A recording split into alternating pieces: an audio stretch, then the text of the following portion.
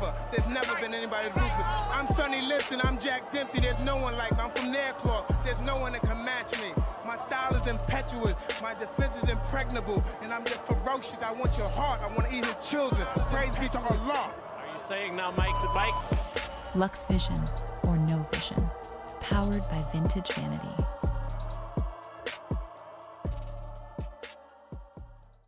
Ever. There's never been anybody ruthless. I'm Sonny Liston, I'm Jack Dempsey. There's no one like me. I'm from Nairclaw. There's no one that can match me.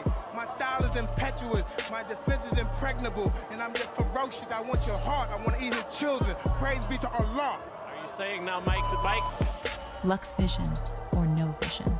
Powered by Vintage Vanity.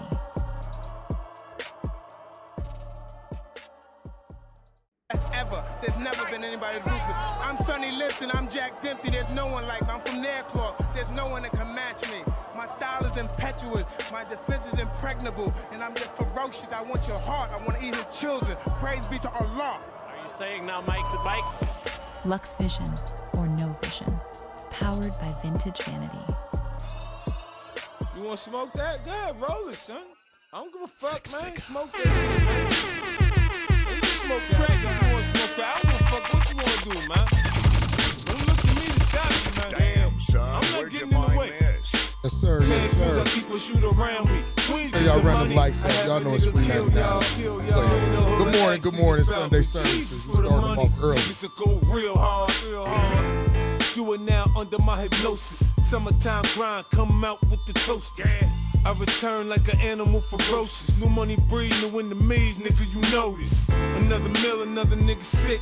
I got nothing but hard dick for your bitch to lick. I box an orthodox, Southpaw, outlaw, Bristol raw. I'm out in the drought, I make the dope price soar. Shit cool to the Mac out, run when it back out. A nigga finna black out, better pray that bitch down. It's in God's hands, it's all God plan. You mean even when a nigga getting smoked, goddamn. Cash rules, I keep a shoot around me. Queens get the money, I have a nigga kill y'all, kill y'all. You ain't know who to ask niggas about me. Jesus for the money, niggas will go real hard, real hard. I push my pen with passion, I'm the author of the struggle. With pain is a head crack, the sign of a devil.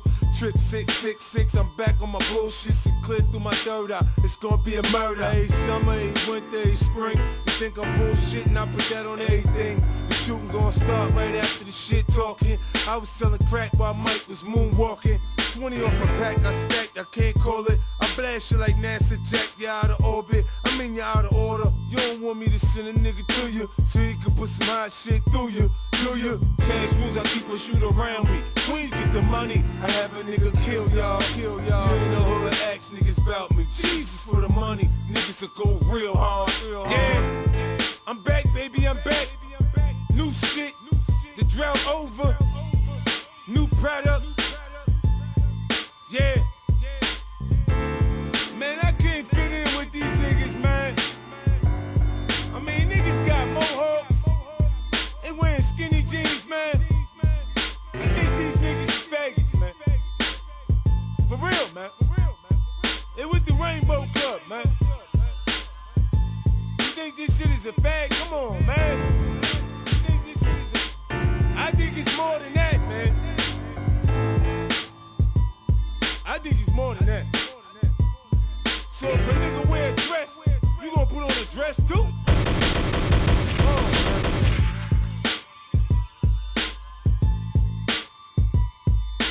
Cash rules, I keep a shoot around me. Queens get the money, I have a nigga kill y'all. Yes, sir. Everybody that's here early this morning, make sure y'all run them likes up for me. Y'all know that shit. Good, sir. Close to me. They're not even close. I'm the best fighter in the world.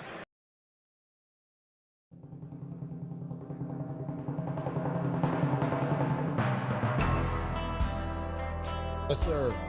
Big boxing in the morning after dark, so y'all like to say. Welcome to the stream. Everybody that's here, that's up this morning. Y'all could have been anywhere else in the world, but y'all chose to be here with me. Big vision, Lux Vision, a no vision. Damn, son, where'd you find this?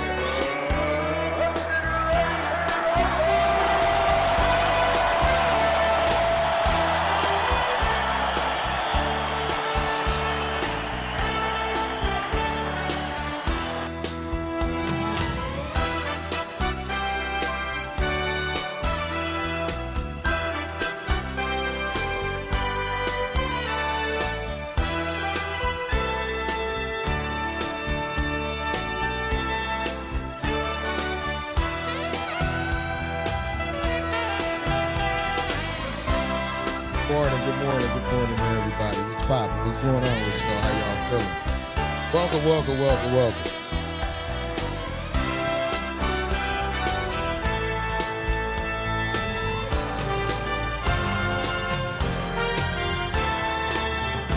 Let's go. Let's see what these Fight Night Streets got to offer us this morning. We got 4 title defenses we got to do this morning. Let's get to it.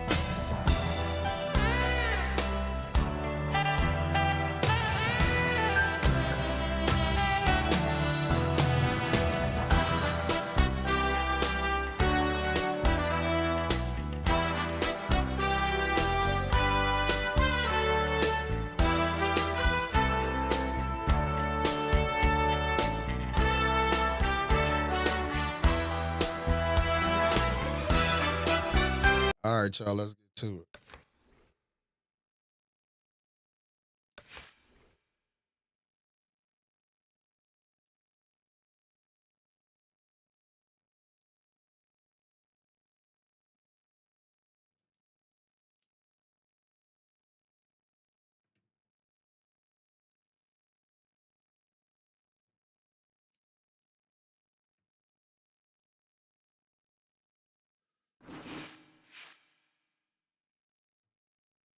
Who they got for us this morning? Waste my time. Oh no. That connection is ass.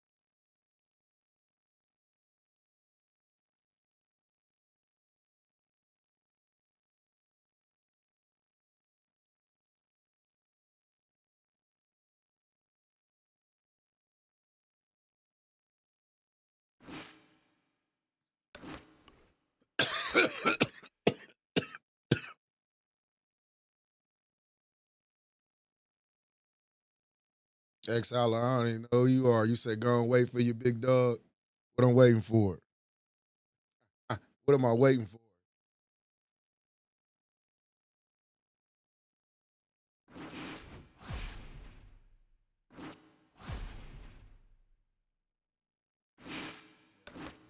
I knew he didn't want no smoke.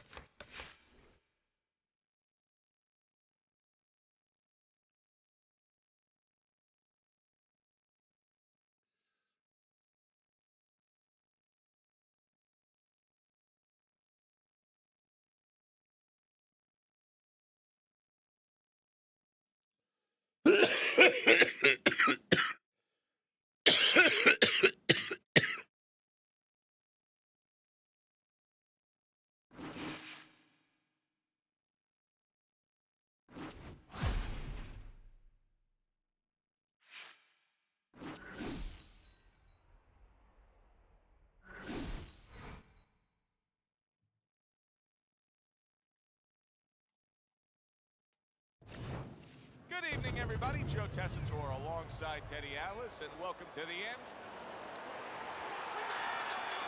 10 rounds slated in the books tonight. Here's the first. Oh, and the right hand comes into play by Bad Intentions.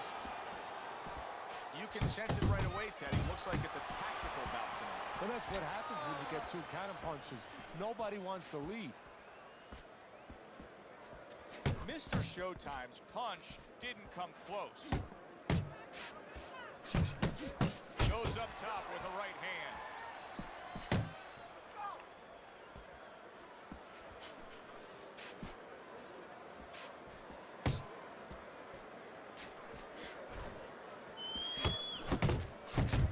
Bad Intentions' combination punching here is showing you what good boxing is all about. 3 punches thrown, 3 punches landed. Good clean shot, returning fire. Well done by Jackson. Off to the side, a little swing and a miss going upstairs. What an excellent 2-punch combo by Jackson. A well-placed left hand up top. Keep it going. Come on, kid. Commits to the straight right.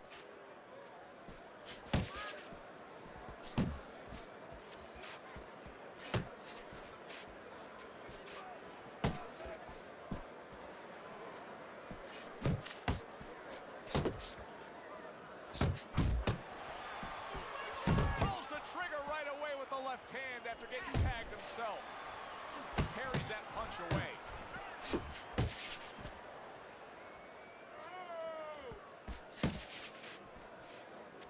10 seconds remaining in this round. Look at that combination by Mr. Showtime. End of the round. And this is a little bit hard to take if you're sitting back at home watching this fight and saying, I just don't get it. I mean, if you want to win the fight, you have to throw punches. Yeah, he want to do that side step, but shit, we gonna get him on up out of here though. He's scared, he's fearful. We gonna get him up out of here early, Anyone who's in very that early. ring is scared. He's not controlling his fear. He's not taking it, and that's for people in all aspects of life, whatever they do. You have to take whatever it is that can intimidate you, and you got to put it on the side and say, okay, right now, I'm not going to let that get in the way. He's letting it get in the way. Mr. Showtime's objective is to land that jab, and he did so right there. Missed the target with that hook. Jackson's landing a combination here. That's what he does when he's at his very best. Able to cover up that gut. He has his target. He lands a straight right.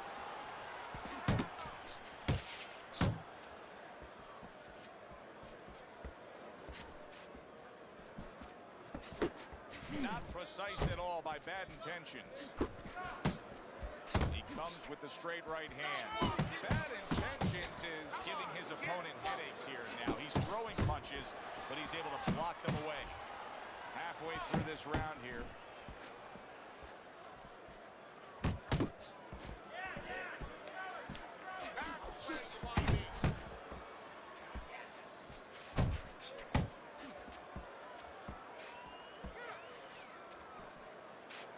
Wow, is he defensively sound?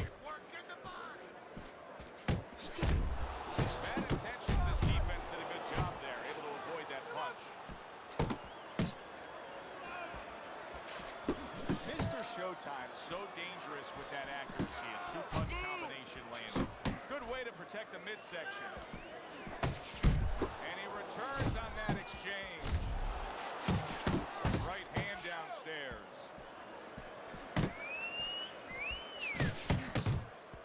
Final 10 seconds of round number 2. Mr. Showtime's getting himself into the mix now, landing that left hand. Jackson's going with a very efficient work rate in that last Yeah, it's real early. I'm up early, green light. Yeah, that's what I like to see, and that's what the judges are supposed to be looking for. You know, not just be overtaken by a guy just going out there like a mad hatter and just throwing punches, but placing the punches, strategically putting them in the right spots. Good job. Wow, what an uppercut. Trying to erode away that body with the combination punching.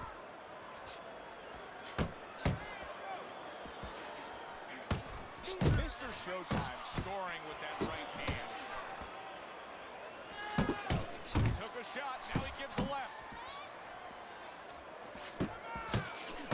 And now we got a fight. He fires back a right hand of his own. Nice block.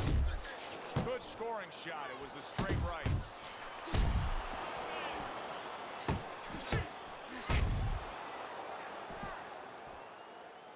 A little give and take, and here comes the left hand. Bad intentions, his tie is now cut. Mr. Showtime's combination punching is working well here.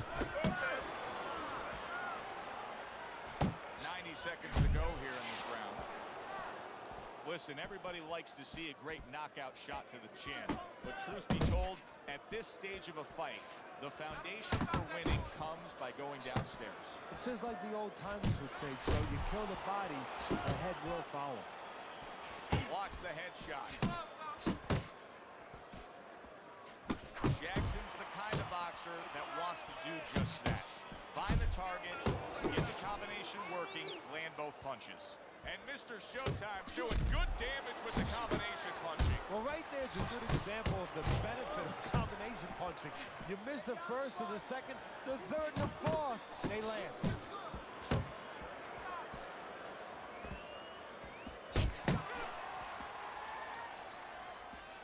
Seconds to go in this third round. That is boxing 101. A nice, crisp combination by Jackson. Keep busy, and you feed him to the punch. There you go. What's going on with Uso? Uso, what's going on with it? Well, we heard his analysis, but as for how Teddy has scored those first 3 rounds, here's a look. Comes right back with a shot of his own.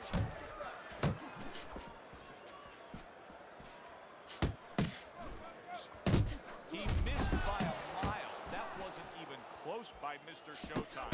Really good work right there, landing the 2 punches in sequence by Jackson. And Mr. Showtime now feeling the after effects of being rocked by a huge hook to the head. Bad intentions, his movement's really helping him out, avoiding that punch. Boy, just staying on the outside, away from danger and scoring well. He took a shot, but he came back with a right hand of his own. Jackson's knowledge of the game is showing through. 3 ways to defend, one of them is to block. He did it there well. Bad intentions is not throwing the power punches, Teddy. What would you say to him? Well, first of all, I would say to him, what do you think, that he's going to make a deal with you? If you don't hit him hard, he won't hit you hard? No, it doesn't work like that, my friend. He's going to get confidence now. He's going to take advantage of it. Big shot. The right came clean. Teddy Heat, and yet another big shot comes in. You said you just got off stream your damn self. They were pissing me off with all the glitch quitting on Undisputed. Bro, that been going on for a while. I had to take a break for a few weeks. I got the middleweight title though, Uso. Distance where you're safe. He stood at a bad distance. No man's land. 5, Yes, I did. 7, 8, 9. I give him a lot of credit for even getting up from that knockdown, but he still has to impress and move forward here. Yeah, I applaud him. I give him credit, but I also recognize that he's in good shape. That's one of the reasons he got up.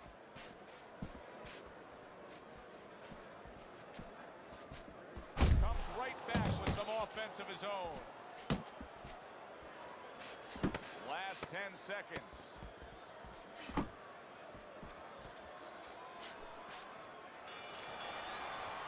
Bad intentions is probably trying to assess things right now as that round comes to an end. I think it's a close, good, solid fight that he's still very much in, but I do think he's on the downside of the scorecard. Yeah, but the most important thing is he has to know that. See, that's the thing. Can a fighter be honest with himself? And that's where the corner comes in. Somebody has to whisper in his ear and say, hey, listen, you might think you're in this place, but the reality, you're not.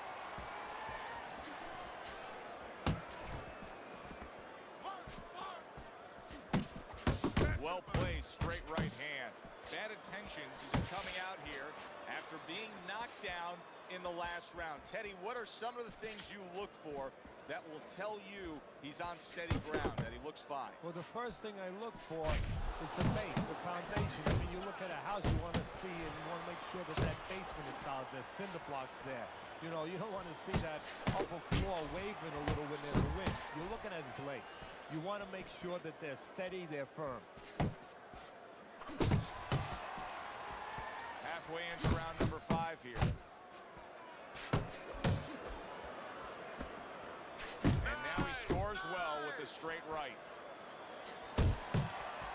Bad intentions is tagged. And a well-placed combination by bad intentions. Bad intentions is right hand scores well that time.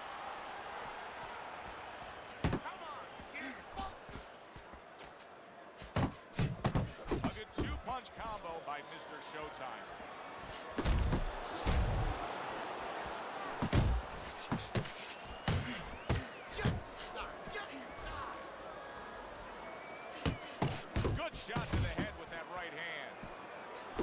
Jackson's way off the mark. That punch didn't have a chance. Mr. Showtime's doing well here with that two-punch combination. Keep doing what you do. Bad intentions, defense. Is it ever good? Look at how easy He can love that block. sidestep straight. For 3 punches. Combination. We got it. Yeah, he won, bro. Here we He are dropped like midway through 40 the too. second half of this fight as we've reached the 6th round. Good defensive skill. Jackson swinging and missing like he's at bat. Yeah, see, That punch this was bitch want to do the nowhere near same shit. right to the body. Oh, A little something for his opponent after getting tagged. Oh, a nice two-punch combo by Jackson. that's all he got. And Mr. Showtime's feeling the impact of that powerful hook. Good right hand by Jackson. Doing very nicely, staying way out of range of danger and utilizing his jab. And usually he's a guy, if we were talking about basketball, he's a guy likes to be in the paint. Hit some layups, do a little dunking. Hey, he's got a jump shot. That worked out really well, throwing off the right hand after getting tagged like that. Mr. Showtime's putting forth that hard work he did in training camp there, landing a crisp combination. Move your head. Keep moving. Keep moving. He love that punch.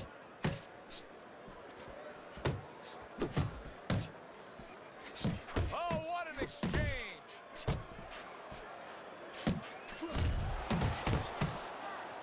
Able to land the hook to the head. Fires right back at him.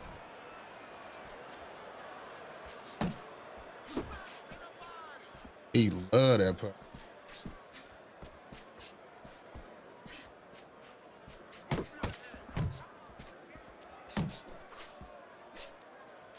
Count down the final moments of this round. It ain't gonna save him though. Teddy, making predictions in boxing is often a dangerous task, but I'll make one right here that seems pretty obvious to me as we come to the end of that round. I need you to This jump fight on him is going to be a this brutal round. display as long as it lasts. It's kind of like going and watching that home run contest. Nobody's trying to hit singles or doubles. You know they're all going for the fences.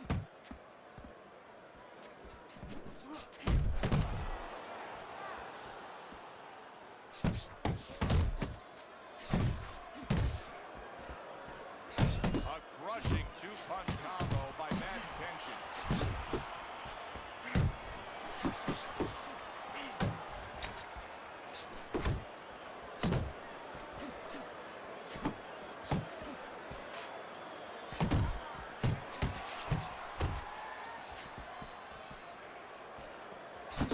Jackson's putting his punches together now. That's a nice combination.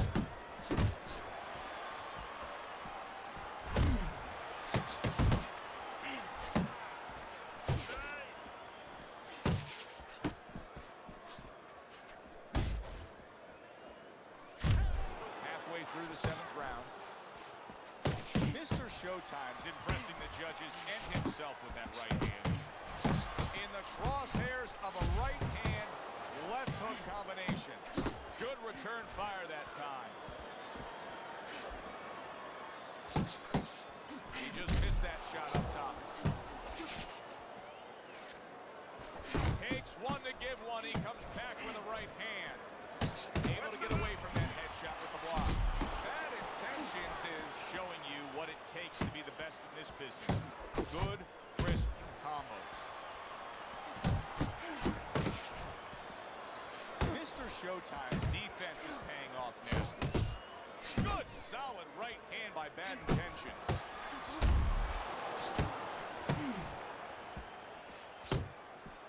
Bad Intentions, he's got a way of just getting away from that punch. I like that two-punch combo by Jackson. And this round comes to an end. Don't stand in front of him. Don't look, but just Hey, you chap, yeah, I'm up early, bro.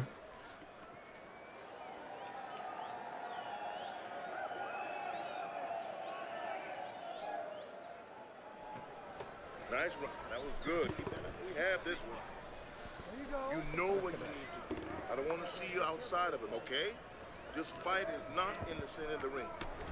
Mr. Showtime's been applying pressure all night long, and as we start round number 8 here, we see that he has a slight lead on your scorecards. That's a good sign for him. His pressure is being rewarded. Yeah, it's effective pressure. You know, it's one thing to just walk in, but that doesn't always mean you're winning. He's walking in behind the jab, keeping his opponent defensive, and it's paying off for him. Quick snapping hook, and it does damage. Takes one, gives one. The right hand scores well. Well, something's got to stick. He sends the combination to the body.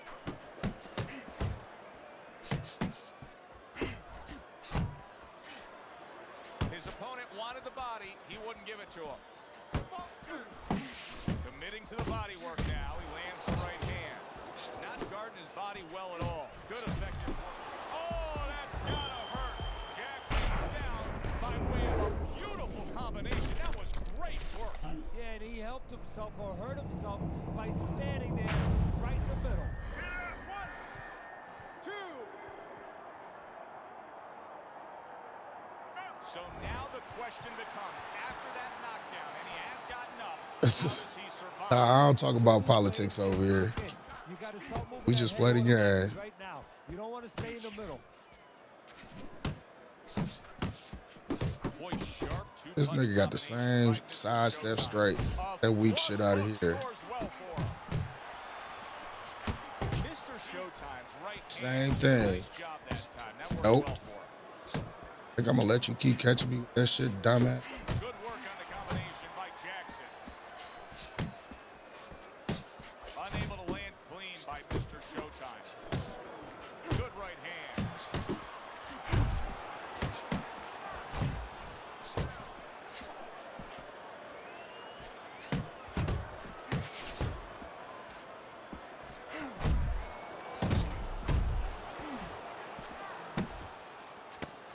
Just 10 seconds to go in this round. Bad Intentions is knocked down in that last round. Okay. Has really got his corner Whenever pumped he up misses, here. come on. There you go. The 9th round is here. Jackson's in a tough spot here. 60 seconds is all you get to gather yourself after being knocked down.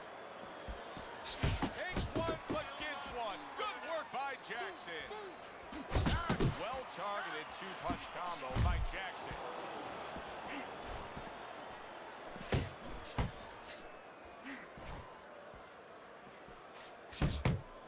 That's great stuff.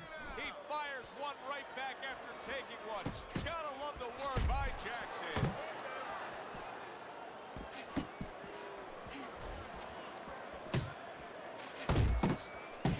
If there was a baseball umpire around, he'd call that a strikeout by Bad Intentions.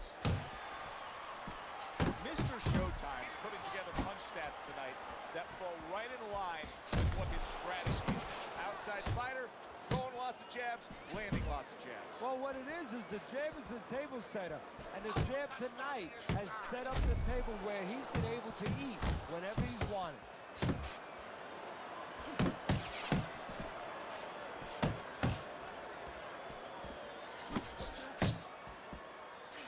Unable to make an impact there by Bad Intentions. Bad Intentions is showing you that sublime skill right. Oh, a big shot comes home for him. And one Some bullshit like this, whoever this dude is, he taking hellified damage. rise up again. They giving him these flashes late off in the fucking fight with this bullshit he doing. He just throwing, sidestep straight. Jackson's going to keep taking this test, rising up after being knocked down.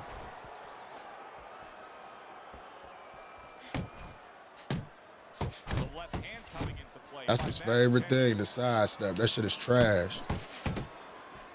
As if the right hand wasn't enough. How about that? And it's like they're accurate giving hook it to just him, landed too. the midsection. End of the scores the knockdown and now heads back to Okay, his this corner. nigga another fucking knockdown. Calm a guy down after he scored a knockdown. That's a really great point because a lot of times that can be the turning point, but not for your guy that scored the knockdown, for the other guy. Because sometimes when you score a knockdown, you start to think it's going to be... Like, look at that. Over here. This could be the end. 1, 2, 3, 4, 5, 6, 7, 8, 9. So he is able to get up to his feet after that knockdown. But Teddy, it's what's ahead that's the problem. Yeah, we're getting a peek That right side now step. into his heart, into his soul. Good smooth work by Bad Intentions. That's classic counterpunching. Yeah, what he did was he pulled that right shoulder back. You know, he just pulled it back, gave him the left shoulder, and then gave him the right hand.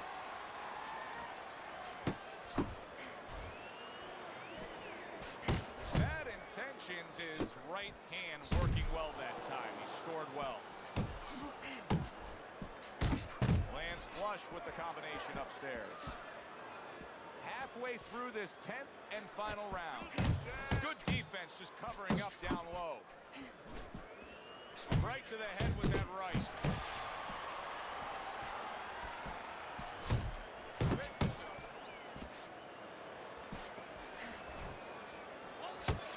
Final minute of this final round of this fight. It's like he gets it every time. It's like he gets it every time. That is exactly It's like every fucking time. then staggered. Focus, focus. And banging away he goes. Can you believe that? What a huge punch. You couldn't have seen that one coming. And those are the ones you usually don't prepare for. You prepare for the ones that are more sophisticated, the ones that are a little tighter in the gym. You don't have training for these. 5, 6, 7, 8. This dude's a bitch, man. I hate fighting people like this. I hate fighting people like that. Look at this. Jackson smashed, and he can't get up. Unable to beat the count. I like 437 straights. That's what I be saying. You're trash, my nigga. In a fight that he controlled throughout. Well, I'm glad you liked it, and just as importantly, or more importantly, his trainer, his manager, and his promoter like it, because that means that he's going to...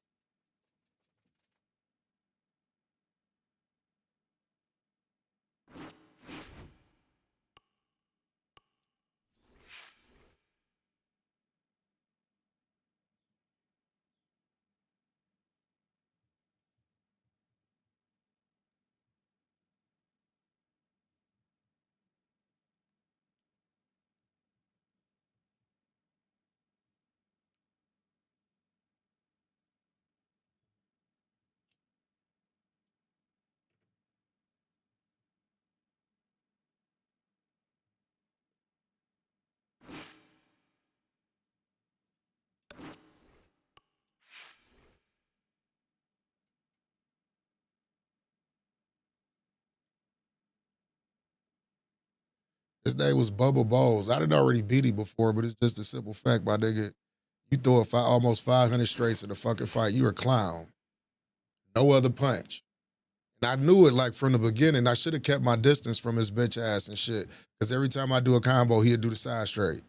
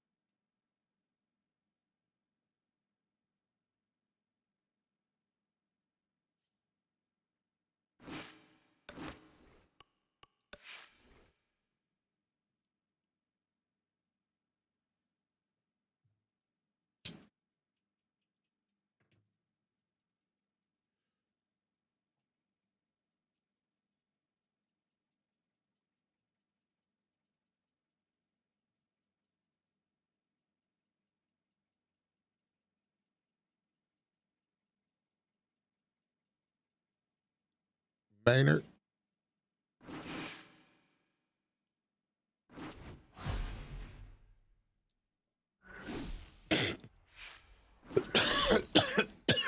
But nah, his shit had lagged out.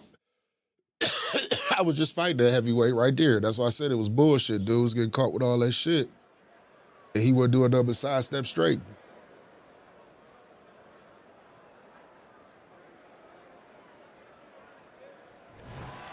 Good evening, everybody. Alongside opening round here. See if they go the full 12 tonight.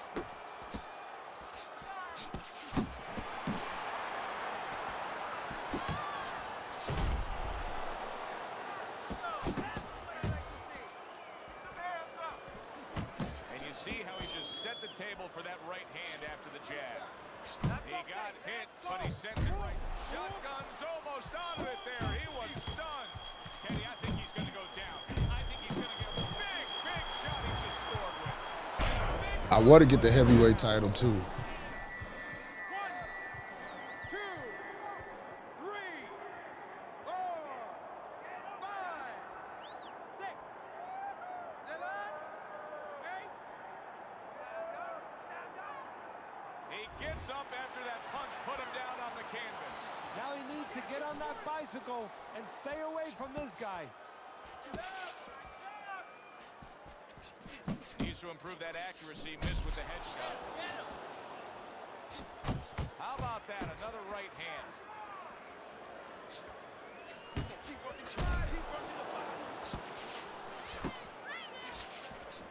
The Sandman's blocking ability is doing well for him there.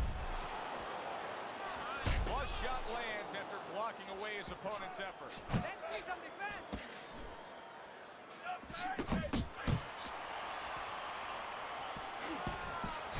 The Sandman's landing a combination here. That's what he does when he's at his very best. Crashes home with a hook. Wow, what a punch there by Shotgun. Oh, he's hurt right there. He is hurt. You know, his opponent's doing a good job of just being patient now and looking for that one good shot. Well, you know, the landscape of this business, the history of this business is littered with guys that they've had someone hurt, they get a little careless, they get caught. You better watch out that he doesn't get put on that landscape. The Sandman's doing what every trainer wants to see their fighter do. Land punches and punches. The combination lands. Shotgun's got to hope that these 60 seconds are going to pay off for him here. Went down hard in that last round. He's got to gather himself because you know his opponent's going to come right after him when that bell rings. Well off the mark by Shotgun.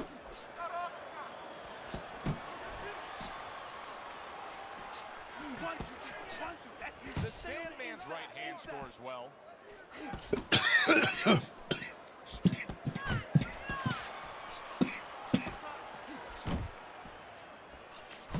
Shotgun's so dangerous with that accuracy. A two-punch combination landing. And that's what fighters do. Pulls the trigger right away after taking one.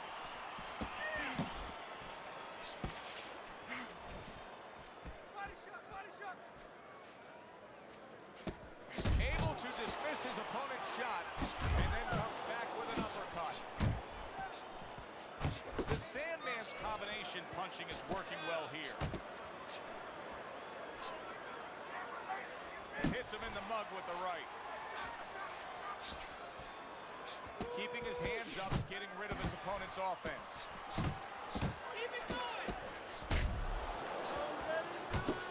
There's a straight right hand.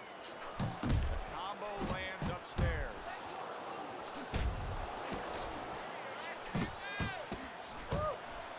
There's the headshot, but he parries it away. Huge right hand comes crashing home. What a big shot. He was able to get up and Yeah, I'm gonna watch it. now he goes down again. 1, 2, 3, 4, 5. So now the question becomes, after that knockdown, and he has gotten up, how does he survive? So one of the ways he survives is if he's been taught. have good habits, have good fundamentals been put there? You're going to find out right now he needs them right now.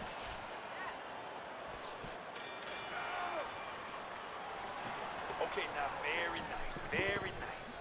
Now I need another round just like that, all right? Just like that. Now keep doing what you're doing. Now move in with 2 jabs, all right? 2 jabs, then follow with the right. Yeah, dude, power is unbelievable. I don't know that there's any hope here as we start this new round. He's been knocked down numerous times already tonight, including the last round. And I'm sure on that fateful night with Corrales and Castillo, when Corrales had already been on the floor 2 times, his mouthpiece was out, it looked like it was over. I'm sure nobody thought that it would only begin, and it was. Corrales came back and scored a knockout. He took a shot, but he gives one of his own. A left hand scores. Shotgun's gotta be feeling the impact of that uppercut. Good looking right hand after he got hit. The Sandman's giving us something to think about early on in this fight here, but his opponent has even more to think about. He has established the jab already. Yes, he has established the jab. And now his opponent has to think about moving his head so he can get past it. A sharp hook to the head by Shotgun. He is damaged badly there. Did you see that? How is he going to survive this? Once again, he hits the deck. He's going to have to find a way. 2, 3, 4, 5. Top of the morning, Blaze It Down. What's popping? He went down from a big shot. Now he's got to have some big guts to move along. You're going to find out exactly what he's made of. Now he's putting his punches together. The combination upstairs.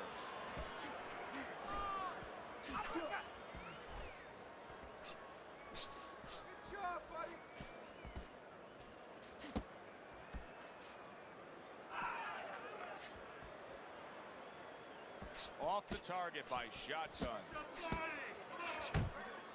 He takes a shot and then commits to giving one right back. Good step back counter punch there. Beautiful. No, I see it last night. I was watching the game last night. Able to show you his blocking ability. And the bell rings. I watched the fight last night, Flu Gang. Took the kids to the beach. Yeah, my little thing. Tried to land that upstairs and was off the mark. Shotgun's recuperative abilities being tested to the limit here. Just 60 seconds to gather yourself after being knocked down in the last round. Now, we talk about the fighter, but it's important right now for the corner, for the referee, for the doctor to know that he does have those kind of recuperative powers. So they give him the benefit of the doubt. Maybe the ref gives him a little more time than he gives somebody else. Lands flush with the 2 punches. What's going on, Zaza? Oh, that's good stuff. Firing right back with one of his own. Good work by Shotgun.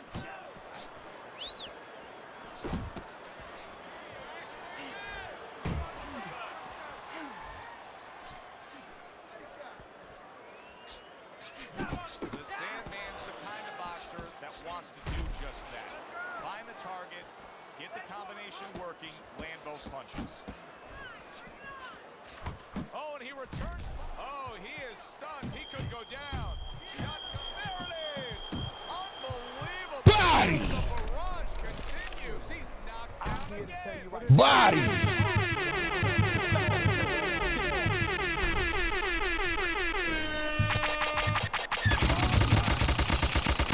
Damn, I'm Sonny Liston, I'm Jack Dempsey, there's no one like me. I'm from Nairclaw, there's no one that can match me. My style is impetuous, my defense is impregnable, and I'm just ferocious. I want your heart, I want to eat your children. Praise be to Too Allah. much for his opponent. Now, Mike, the Mike. Another knockout for him. Yes, sir. And still.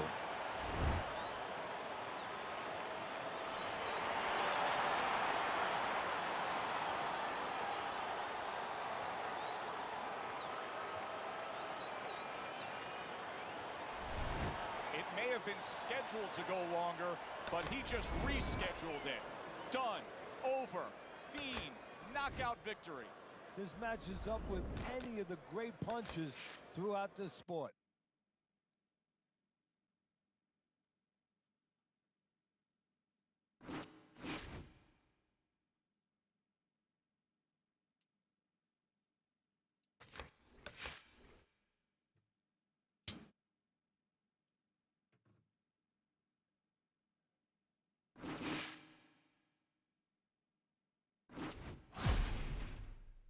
Oh, Blaze, you want to fight for the title?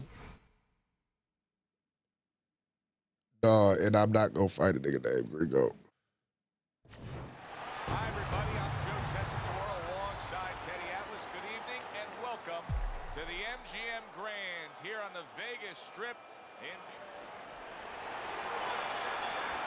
36 minutes still ahead of them here, round 1 of 12.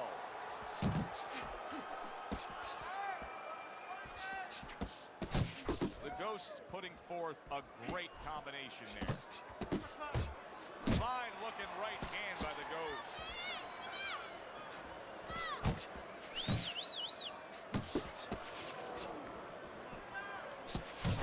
The Sandman's doing well here with that two-punch combination. Missed the body shot. The Sandman's doing exactly what you should to be a strong defensive fighter. You got to block those punches away. Return to sender. He gives him back one of his own.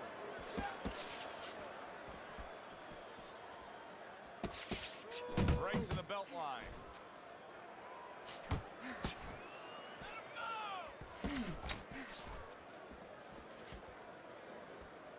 That's okay. Let's go.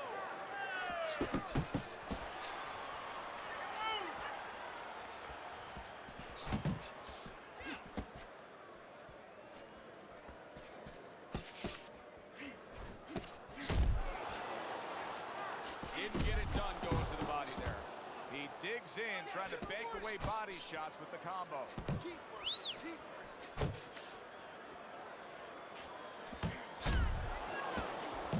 The Ghost's got a cut. It looks like it's below the eye on the cheek, but it's something that needs to be monitored. He gets hit, but he gives it right back. Tremendous pace being set early on here between these two. Can't see this fight going the distance with this pace. No, not unless something changes, like moving their heads a little bit. Last 10 seconds of this first round.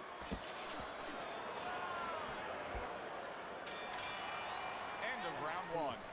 The Ghost's pure aggression got to his opponent in that last round. He looks fresh, his opponent doesn't.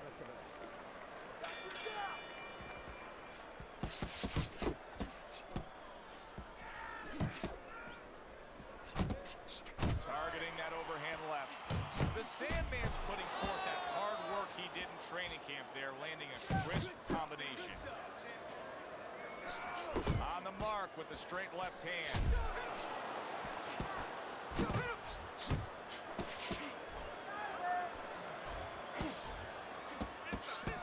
Good, solid shot, returning fire after being hit. That's a forceful two-punch combo by the Ghost.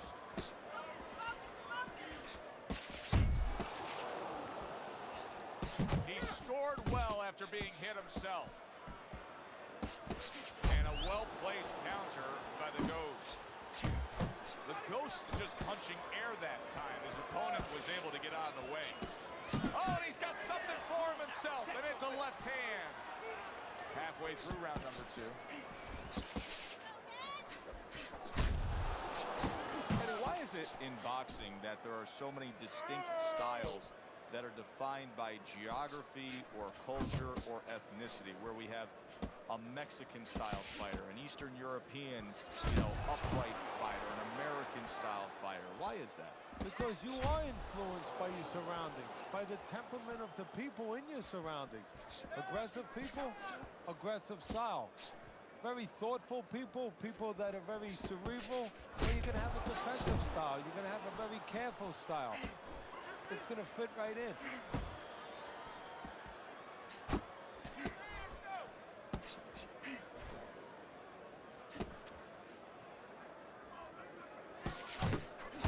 Just 10 seconds to go here in the second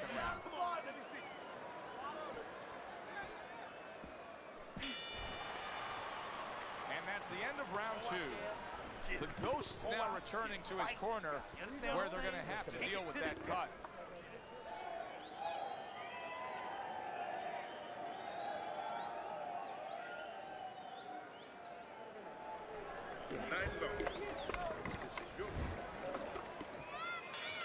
And round number 3 is underway.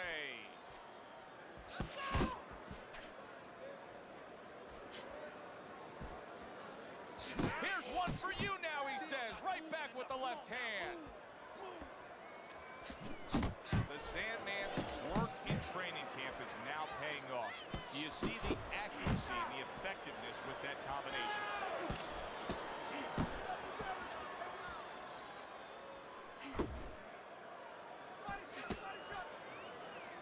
You can see he's trying to score up top, but off the mark there.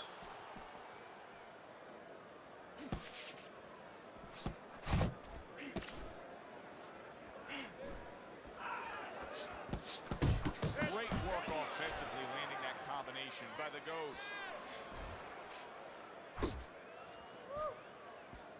Great movement to get away from those punches. Reaching the halfway mark of this round.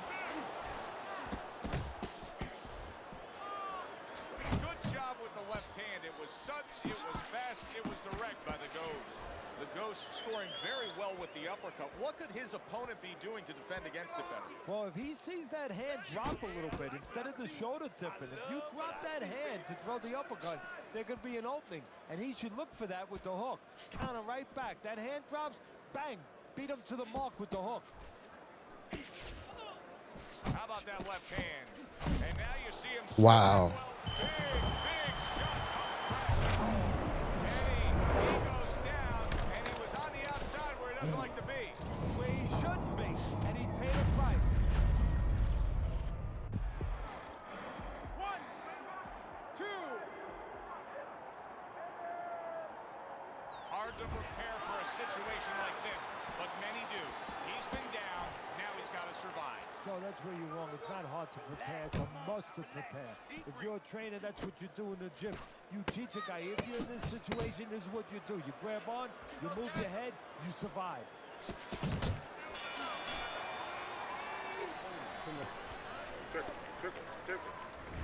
Round number 4 underway. A chance to look at Teddy's scorecard. You see the accuracy now with that double jab up top. The Sandman scoring with that right hand. The Ghost's almost looking foolish that timing just so bad. Up top with the right hand.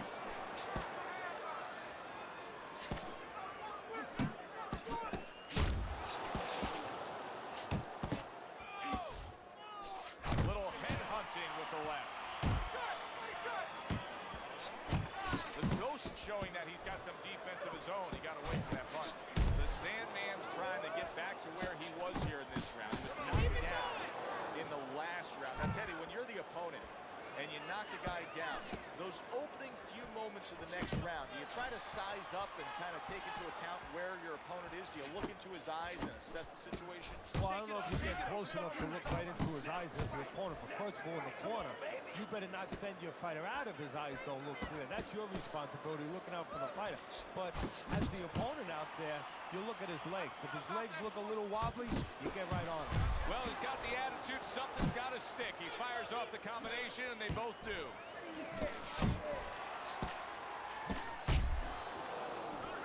The Ghost missing the mark by a mile. That just was nowhere to be found. Keep pushing. Keep pushing. Very accurate two-punch combo by the Ghost.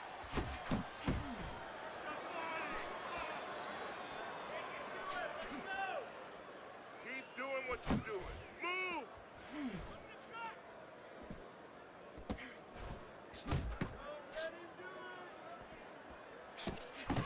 One, two jabs.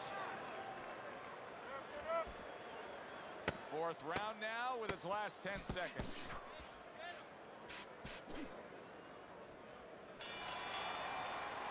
And the round comes to an end. Get close. The Ghost's corner has to keep him calm. That's the kind of cut that can send a fighter into fits. Yeah, and a corner man into using crazy glue instead of adrenaline. I mean, that is a scary cut, as you just said. Scores well to the head with the right hand. Teddy, what would you recommend based on what we're seeing here today? Well, 2 aspirin and then, oh no, actually I would say a little counterpunching would be just what the doctor ordered. That's a better prescription for him.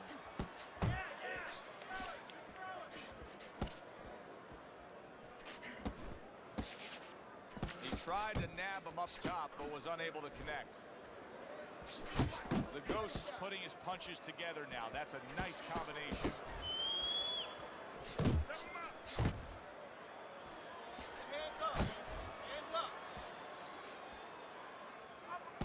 And now he's acting like a fighter.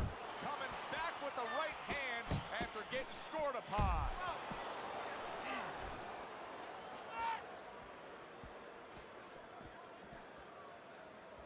Keep moving, come on now.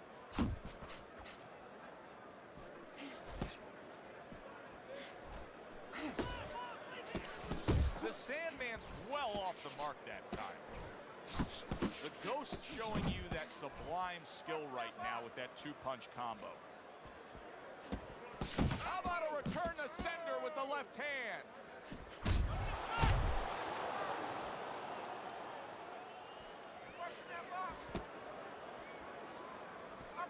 You're doing great.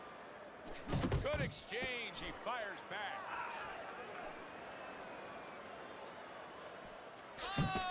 Right hand over the top. Very accurate with it. Keep it going. Well, as that round comes to an end, it gives us a moment to kind of reflect on this overall fight. Teddy, my thoughts are pretty clear-cut. This is the kind of fight that just takes on a personality of its own. This is an all-out war. Yeah, this is kind of like watching a guy who's not on a budget. You know, he's spending with both hands. You know, when he goes home, he's going to have no money in his pockets. And when this fight is over, these guys are going to have nothing left in the gas tank, and it's probably not going to a decision. Good action here tonight.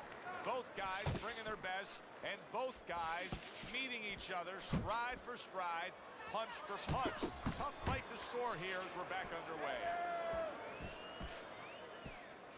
Let's go, hit him! Don't let him get at you.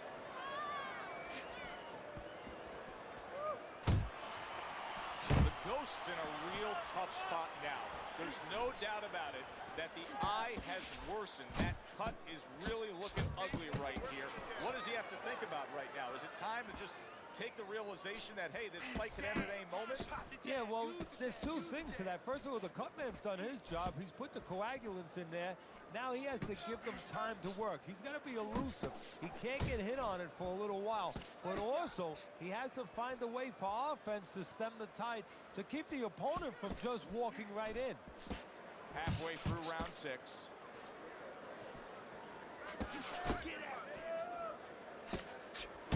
Way to block there.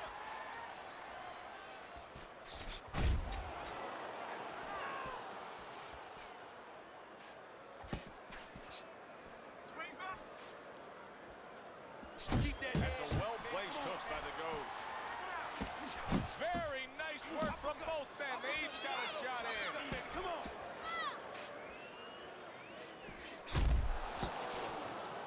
Good-looking counterpunch. Oh, he just misses with that headshot.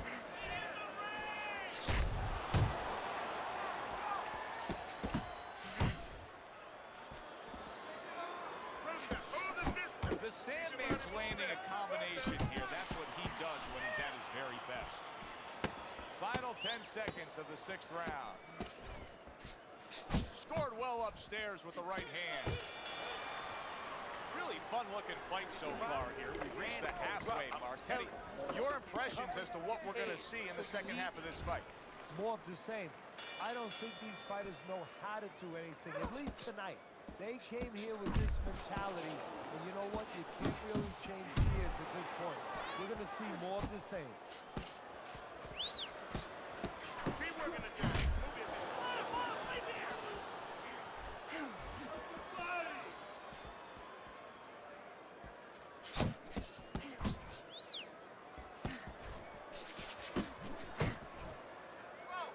He shot. Let's see some more headman. Get out of the way. Scored well with that straight left. Good step back counter punch there.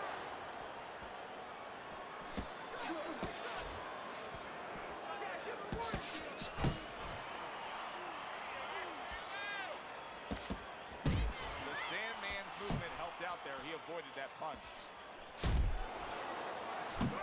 And he just turns that hook up top, and it does damage.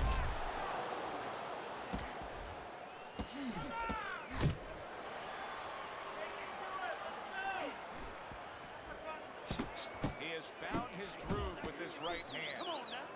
Picked up to the side and then lands the counter. Yeah, disappear on him, and then all of a sudden appear on him. A headshot blocked. The Sandman's punch is far off the target.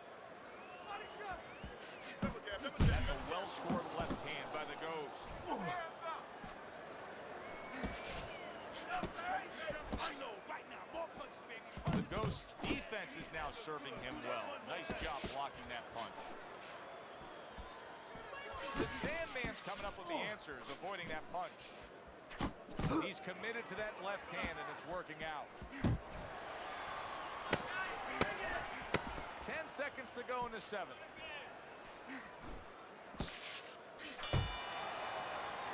And that's the end of round 7.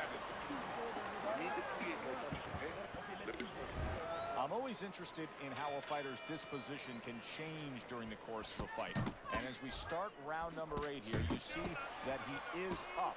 But all it takes is a little momentum to build against him, and this thing can turn around. Well, the real testing of a fighter, the real testing of a professional is what they can do late. Can they keep it up, or do they become satisfied? We're going to find out right now how this guy is in those areas.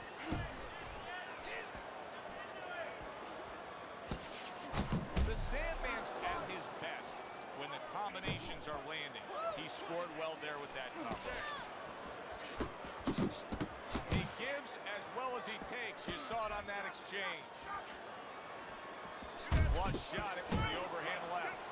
The Ghost showing us a real solid skill set here with his head movement. Teddy, how much of that is just natural athletic ability and instincts, and how much of that is being trained with? Well, most of it's trained well. If I take a guy off the street, Joe, and he hasn't been taught anything, he's going to throw punches. But usually he's not going to have a good defense. That's something that has to be attained. That's something that has to be taught. This guy has been taught good defensive fundamentals.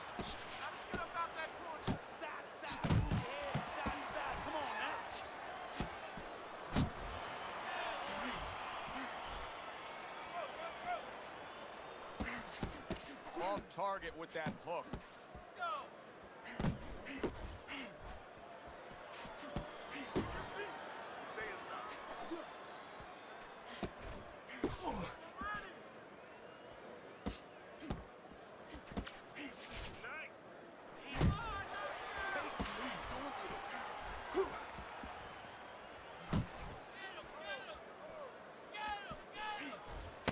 Seconds to go in this round.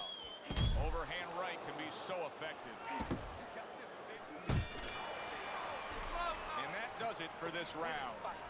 What you're seeing in here with these two guys, cut up, swollen, going back and forth, this is why people love the fight game. Because they say to themselves, I couldn't do that. I couldn't fight on. You're exactly right. If you opened up Webster's dictionary and you look for the definition of a warrior, this is exactly what you would want to see. The Ghost's giving his opponent headaches here and now. He's throwing punches, but he's able to block them away.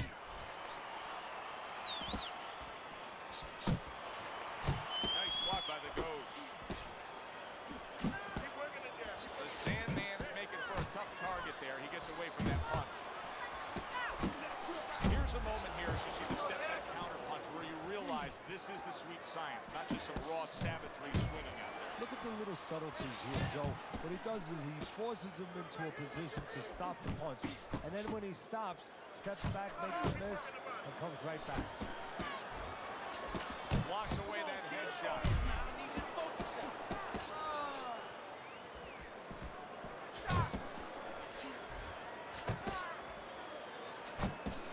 Good combination with a flush left hook to the body, and then that right hand. Halfway through the 9th round. The Sandman's tagged by that power shot.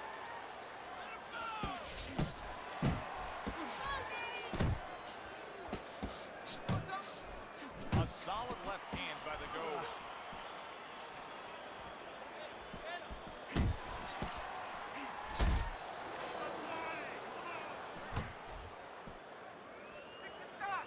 The Sandman's so dangerous with that accuracy and two-punch combination landing. That's the clean shot with the left hand that he was looking for by the Ghost.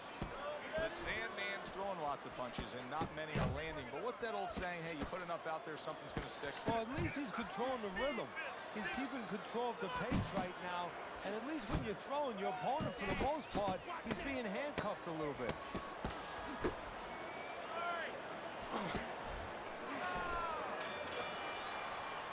And that's the end of round 9. You can have the best game plan in the world, but when your eye shuts closed like that, everything changes. But one thing doesn't change, Joe, and that's the mentality of a warrior.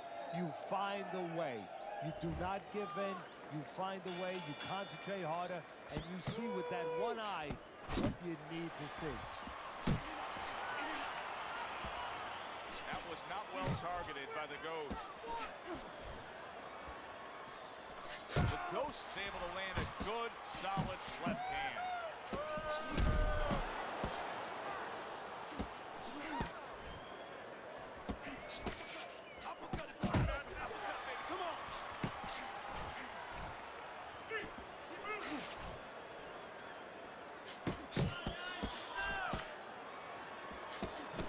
And he returns on that exchange. The Sandman's combination punching is working well here. The Ghost's able to avoid that punch. Sending out the power shot. It was a straight left hand. The Ghost's nose is cut. You can see that it's worsening as this round goes on. Halfway through round 10.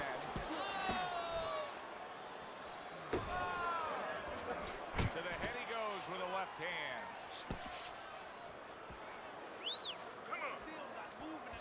Tucks those elbows in, blocks the body shot. The Ghost putting on a show here, defensively putting on a show. And it's helping his offense because, you know, he's creating holes. He's creating opportunities, holes that he's filling as he makes his opponent miss.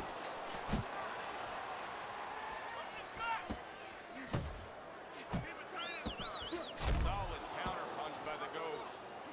The Sandman's the kind of boxer that wants to do just that. Find the target, get the combination working, land both punches.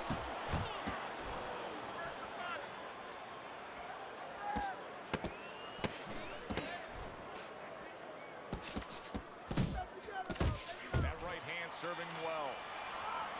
And that's the end of round 10. Fight. You gotta pick it up. You hear me? You gotta pick it up. It's really his fight for the taking at this point. It's a close fight on your scorecard, and anything, of course, can happen. But if you watch the past few rounds, you can see he's taking control of this fight. Yeah, he's flying a kite right now. And guess what? The guy's the kite. The Sandman's doing well here with that two-punch combination. You're doing great. A little head hunting with the right.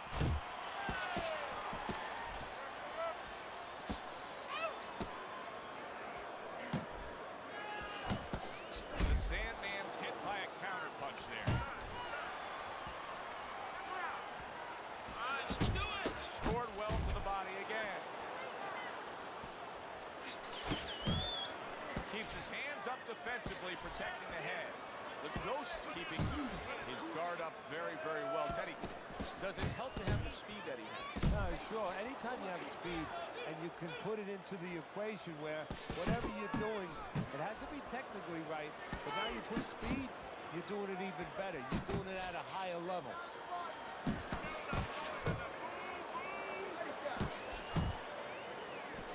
A knifing left hand by the Ghost. He's committed to going to the gut. And now he's targeting upstairs.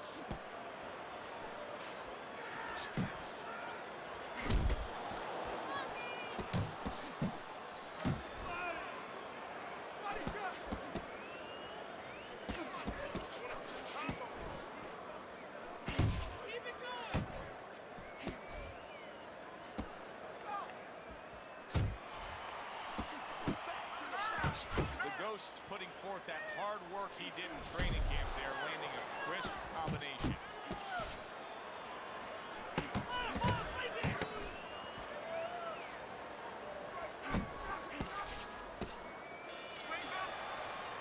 And that's the end of round 11. Well, we've seen this before, a fighter with a bad cut, and sometimes a fighter that now has a much greater sense of urgency. Yeah, right now, if he was gambling, he was in a casino. The Sandman's absorbed. Look at that.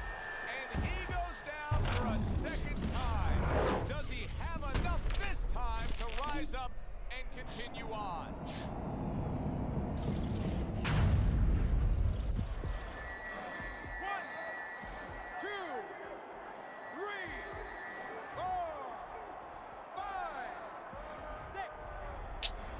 Get up.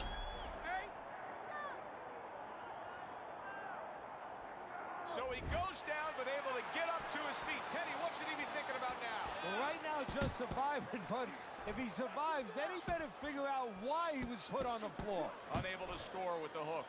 The Sandman's in a cycle right now that's not paying off for him. He has been busy. Yes, he's committed to trying to be on the attack, but not enough of these punches are landing. No, I would not call this guy in, from what I've seen, to paint my house. Because, I mean, this guy looks like he paints graffiti boards. I mean, he's just throwing stuff in there, like you said, and it's just, it's not making the picture you want to see. It's not accurate. It's not effective. Good job on the two-punch combo by the Ghost. Not hitting his mark there going upstairs.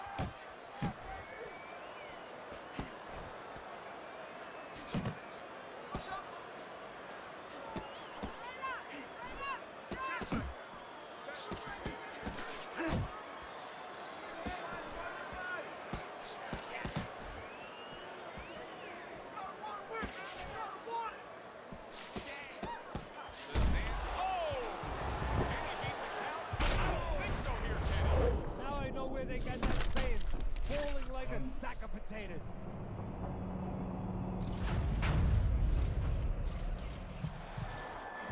One, two, three, 4, 5, 6, 7, 8, 9, 10.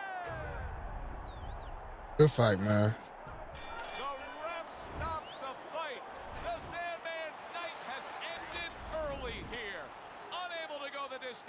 He couldn't rise up and beat the count. It's late in the fight, and it looked like we were going to get a decision out of this. The Ghost's power.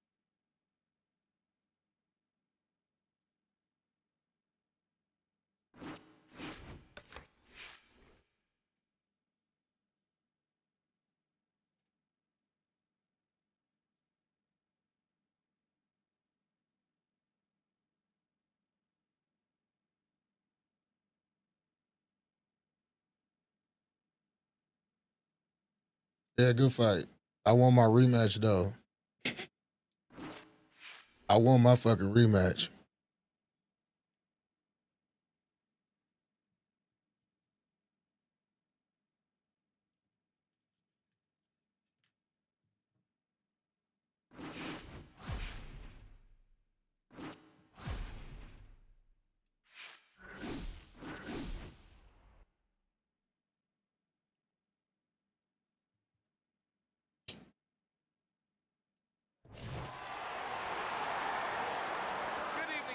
Glad you've made the decision to be with us. Alongside Teddy Atlas, I'm Joe Tessitore, and we're glad to be bringing you action and welcoming you to the Mexico City Plaza here in Mexico City for tonight's main event. 10 rounds of middleweight action. We are looking forward to this fight, especially after seeing what happened at the weigh-in yesterday. A stare down that nearly resulted in a bout breaking out right there. Now they get to do it for real. All the talk, all the hype, now the fight. Round 1 scheduled for 10. A good block.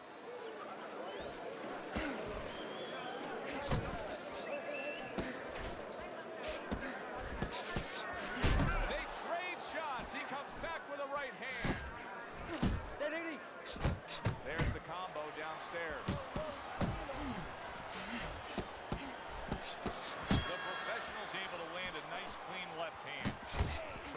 hook, didn't get it. Oh, he took some damage, but he gave some back with the right hand. Good combination by the professional. Comes right back at him with a left hand. Able to dismiss that body shot. He returns the favor with a right hand of his own. The Sandman's way off the mark. That punch didn't have a chance. There he is, landing a combo. Comes right back at him with a left hand. Will you look at this? Look at this pace that these two are fighting at so early in the fight. Teddy, each man must have been determined to think they can get the other one out of here early. Yeah, I want to see who blinks first, though. That's what's interesting to me. Who changes? They can't both keep this up.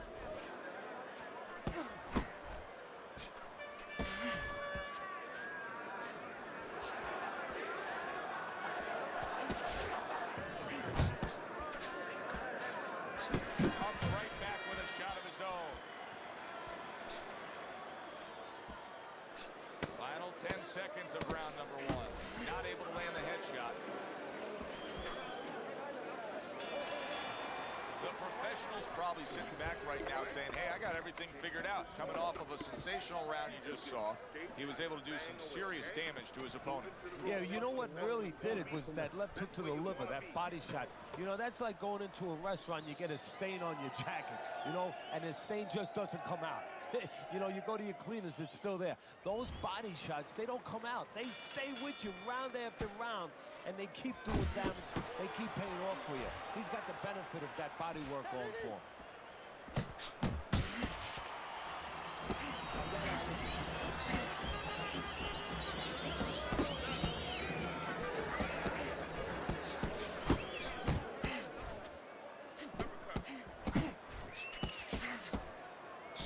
The Sandman's putting his punches together now. That's a nice combination. And now he scores with that left to the body.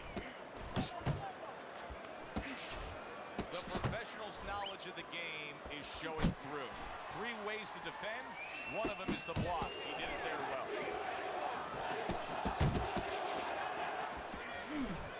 Scored well with the hook. There's the combo to the body.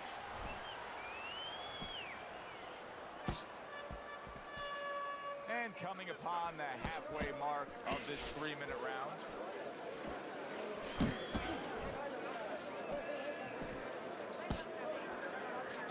Boom, left hand comes home. The professional showing you that sublime skill right now with that 2-punch combo. Oh, and there you go. The Sandman's gone down. A knockdown scored here. And boy, oh boy, he is in bad shape now. 1, 2. Down he goes, now up he gets. And if he wants to stay up, he's going to have to grab on, kill a little time. The Sandman's right hand scores well that time.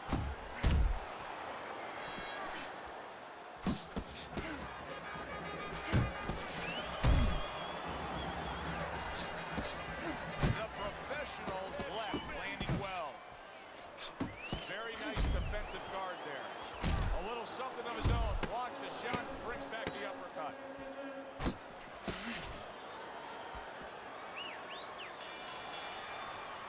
And the round comes to an end. We did have a knockdown in that round. Now, Teddy, if you're in the corner where your man was down on the floor, what are you telling him? Well, the first thing I do is I sit him down, I get water on the back of his neck. You know, I bring him to a sense, I make sure that he's clear and everything, and then I tell him why he got his backside put on that canvas so he can correct it, and he doesn't go out there and get caught again with the same punch. The Sandman's trying to steady himself in this round after being knocked down in the previous round.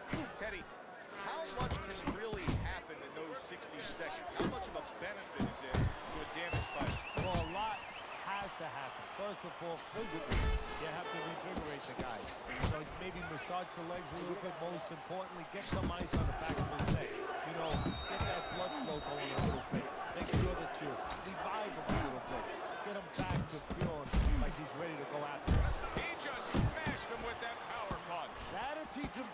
aggressive with a tall fighter.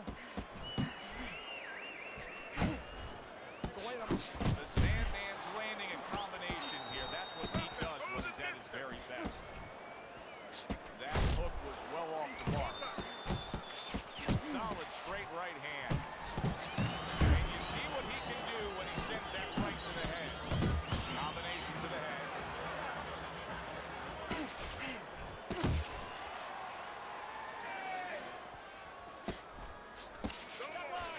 Don't walk into the punches. Up top with a quick hook. Nice solid left hand scored by the professional.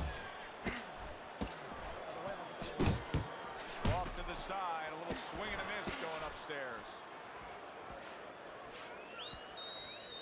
You need to block more.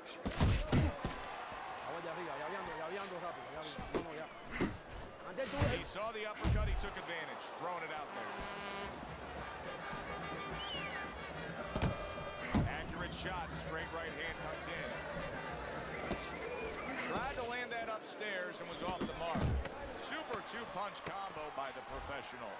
See, the defense pays off as he gets rid of that downstairs. Hey, keep your hands up, all right? You're not protecting yourself. I think it was you. You Dan Zaza. Start of round number 4 as we look at Teddy's scorecard. The professional's knockdown is a big difference maker. And that's the thing. He has the power to separate himself a little bit in this fight. His opponent doesn't have that. Teddy, how does a fighter know when that's the punch to fire off the uppercut? Well, it's where he is. First of all, he's on the inside. His opponent usually keeping those earmuffs on a little bit. And there's an opening up the middle. And maybe his opponent's leaning forward a little bit. Good combination to the body.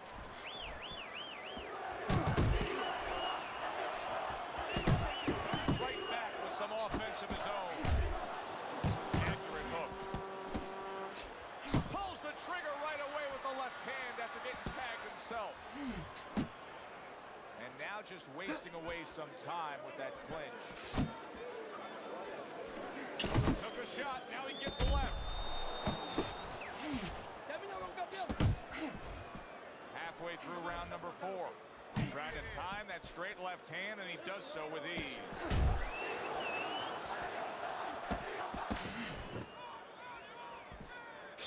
Wow, look at that, trading shots. Just not there, straight right hand off the mark. Took a shot, now he gives the left. A little something for his opponent after getting tagged.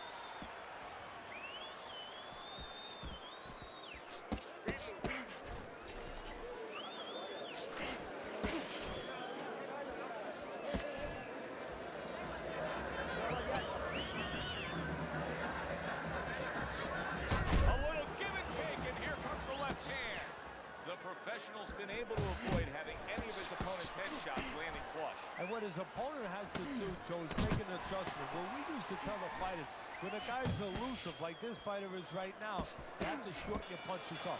Shorten them up a little bit, have less space to travel. They have a better chance of getting to that elusive target. Very nice, very nice. You need to finish with the hook. Finish with the hook. It's easy, it's theirs right there. Just like we practiced in the gym.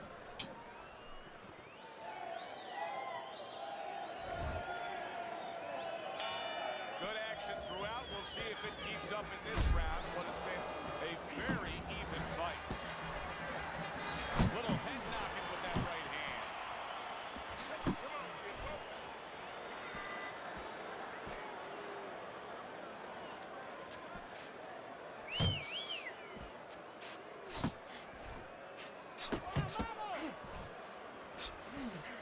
And now he's targeting upstairs. Move in.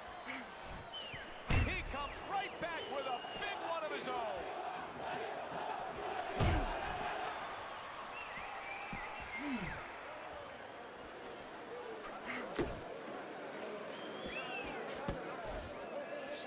And you see what he can do when he sends that right to the head.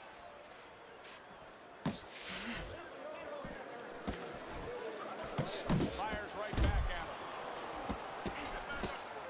Still plenty of time to work here in round number 5. Minute and a half to go. Gets rid of that body shot.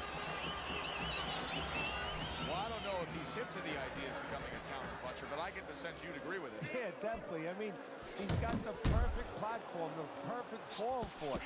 The guy's walking in right now, not moving his head much. He can time him, he can counter him. The Sandman's landed a good, solid combination.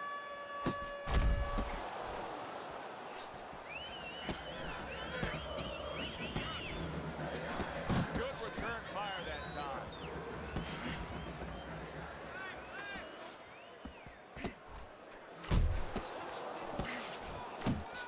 And now he's targeting upstairs. The Sandman is so dangerous with that accuracy. A two-punch combination landing.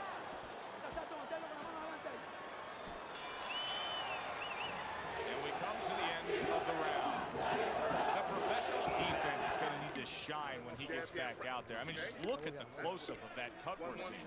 Yeah, he's got to use his legs. You're right, Joe. He's got to get out there and buy some time for those medicines to work.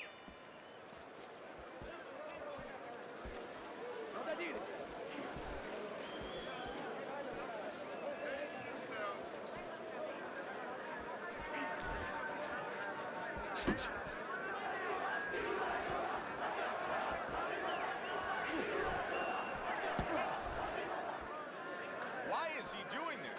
Can you explain this right here? I mean, he's not doing anything. Either he's been hurt where we didn't see the punch early on, or right now he's thinking about getting out of there. He just doesn't want to fight anymore. He's broken down. That is a huge headshot after blocking his opponent.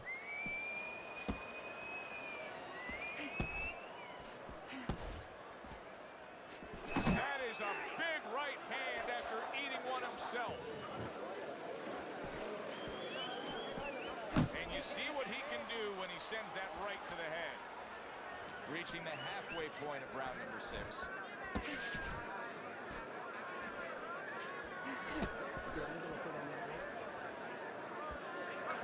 The Sandman's got something to think about now.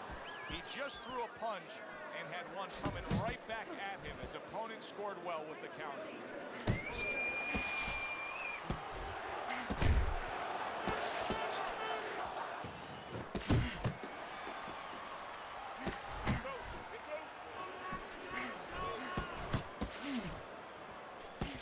The Professionals stunned by a big shot.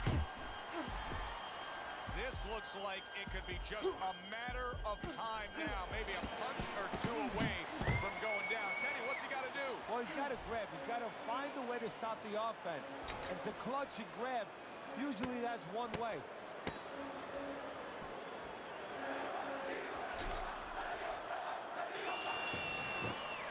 And that's the end of round 6.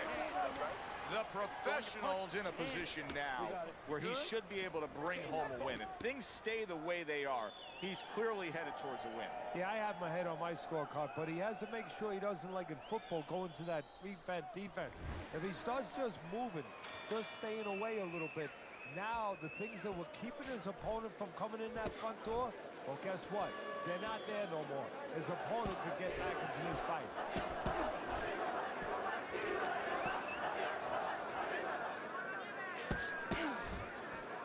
The Sandman's impressing the judges and himself with that right hand.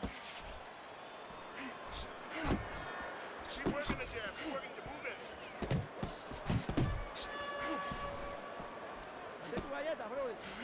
Gets rid of that effort.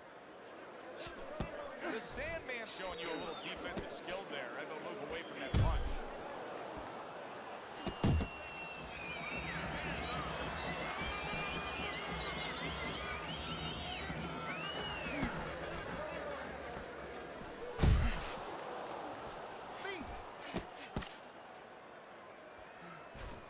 At the halfway point of round 7.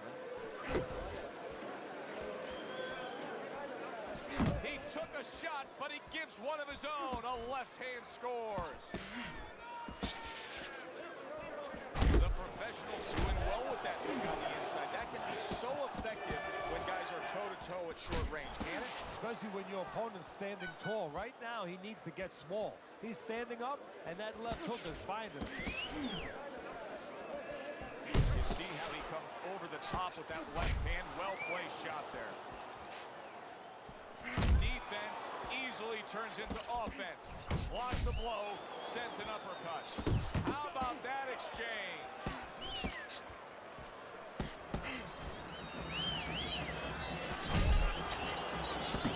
Sandman's combination punching is working well here. Final 10 seconds.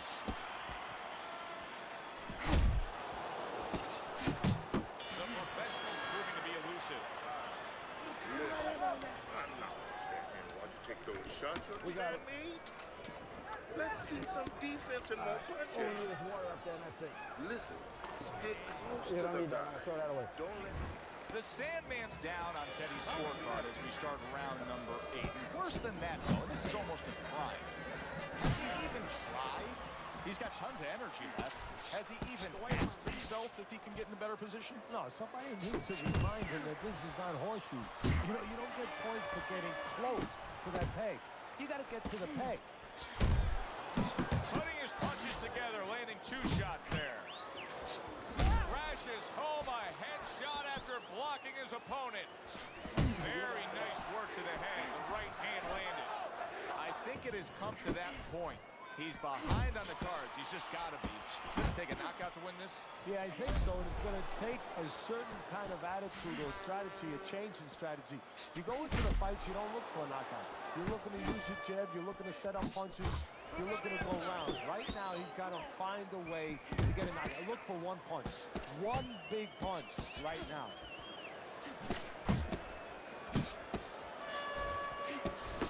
Targeting that 1-2. Unable to score with the hook.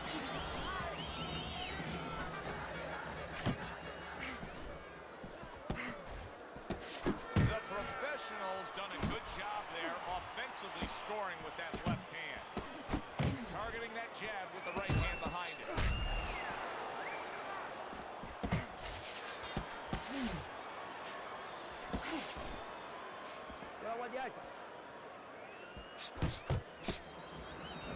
Missed that shot up top. Teddy, he did a smart thing right there. Just created enough space, then landed the counter punch. Looked like the will of the wisp, the old great Willie Peck. Made him miss, made him pay. He got hit, but he sends it right back. Clock counting down here in round number 8. 10 seconds to go. Watch the hook, come on. Keep doing what you're doing. Keep that jab pumping, then throw the lead right hand. You're winning this fight hands I don't know down. how this motherfucker ain't went down yet. When he misses with a punch, you count. Back to action now. We're underway in what has been a completely one-sided fight. You get the sense this one may not go the distance. And that's what fighters do. Pulls the trigger right away after taking one. He missed that uppercut. Staying away from those headshots with his defense up top. Effective with that 1-2. Covers up nicely, gets rid of his opponent's body shot. He takes a shot and then commits to giving one right back.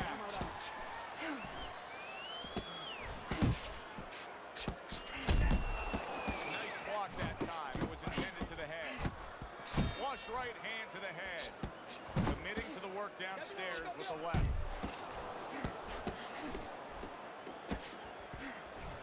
90 seconds into the 9th round.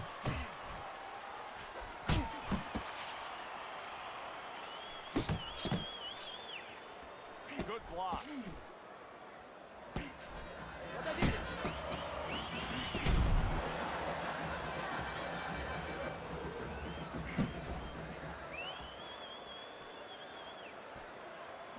Nice defense. Good block by the professional. Good flush, straight left hand. Great. That uppercut absolutely rocked him. Solid. He goes down next to a storming attack. He got caught up in a mixer blade there. 2, 3, 4.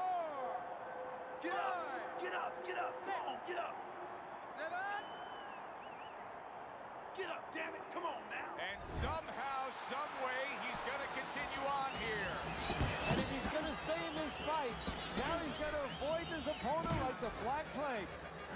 Still no defense out of him. Still no ability to stop this onslaught. He's taking serious damage. And you got to worry about his future because the damage he's taking right now for tonight, okay, we understand that, but how is this going to impact him for the future? That's where you're starting to get into a danger zone right now. Jab.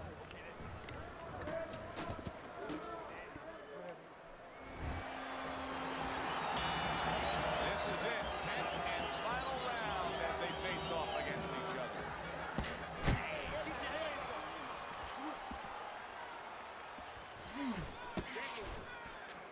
The professionals' defense did a good job there, able to avoid that punch.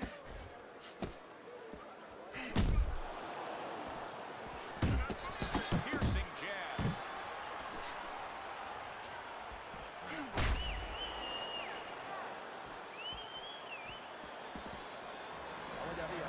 The Sandman's the kind of boxer that wants to do just that. Find the target, get the combination working, land both punches. Able to cover up along the belt line, blocks that one.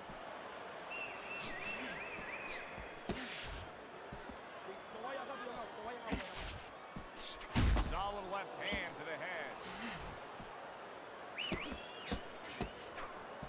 Return to sender. He gives him back one of his own.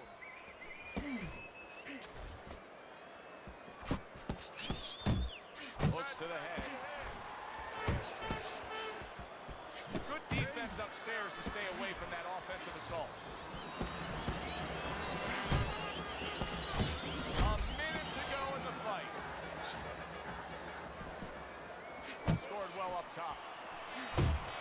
Oh, and he returns fire with a left hand.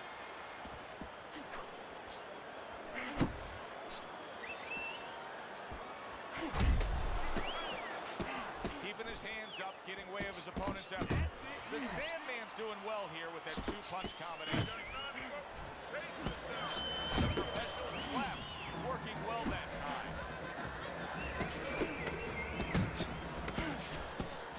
Parries that punch intended for the head. Good fight. Final bell of what was a one-sided outing. Well, this one is easy to score. At least it should be. Let's hear how the judges had it. We send it up to the ring.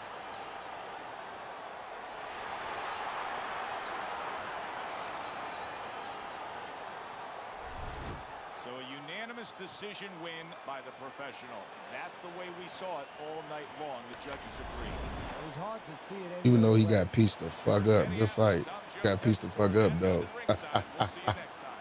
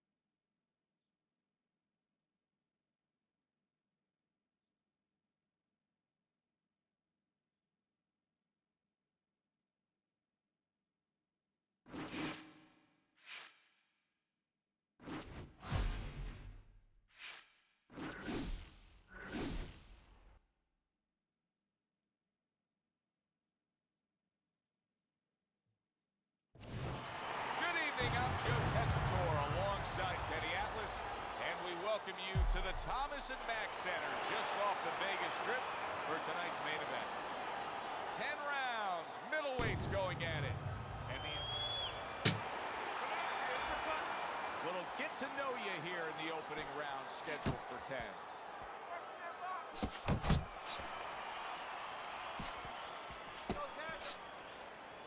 Blocks that belt line well.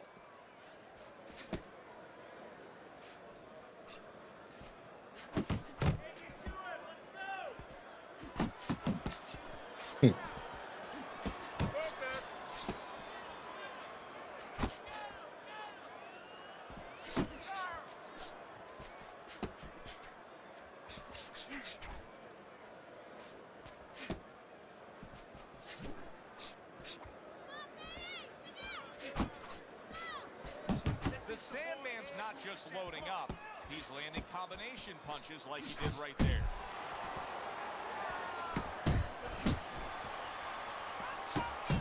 What a great job. He gave one right back in return. Nice work by Raging Bull.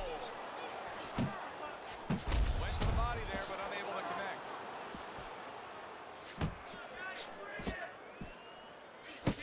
Nice combination, landing more than one. Both were able to score.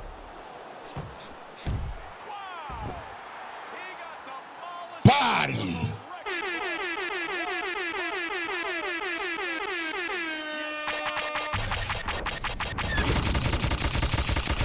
Damn, son, where'd you find this? So he's unable to recover from that one clean shot. This bout ends by way of knockout. You know, obviously I'm not in his body, so you never know what's really going on, but I just was wondering a little bit, could he have gotten up? For Teddy Atlas, I'm Joe Tessitore. Have yourself a great evening.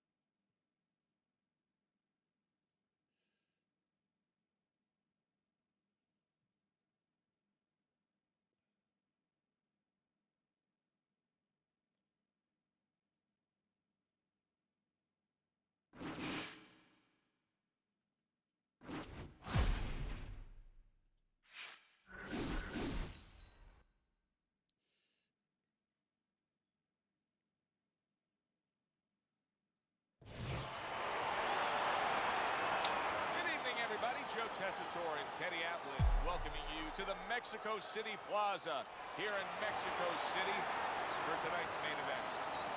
10 rounds of middleweight action. A lot of talk heading into tonight's matchup. Everybody expecting this to be a great night of action. He's committed to the combination punching now. He's working out well up top.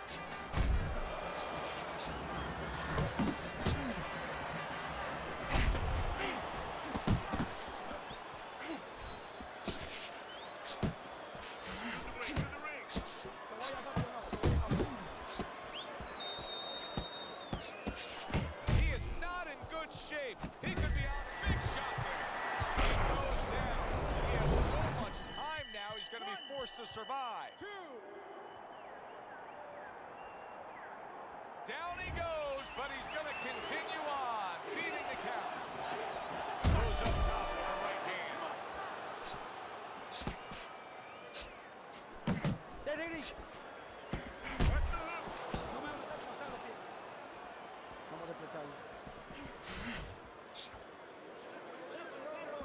Oh, what a whiff by Money. He gets hit, but he gives it right back. Halfway through round number one. He's committed to that jab, and he doesn't just throw one out there, but brings the second one up immediately behind it. The Sandman's right hand did a nice job that time. That worked well for him. Come on, now keep speaking. Come on, man. Solid hook.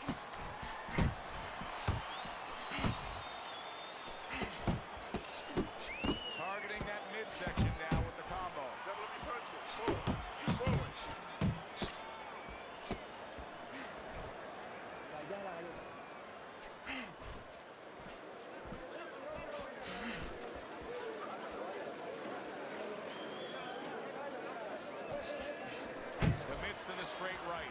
Needs to improve that accuracy. Missed with the headshot. Money's tagged by a hook. The Sandman's putting forth that hard work he did in training camp there, landing a crisp combination. 10 clicks of the talk.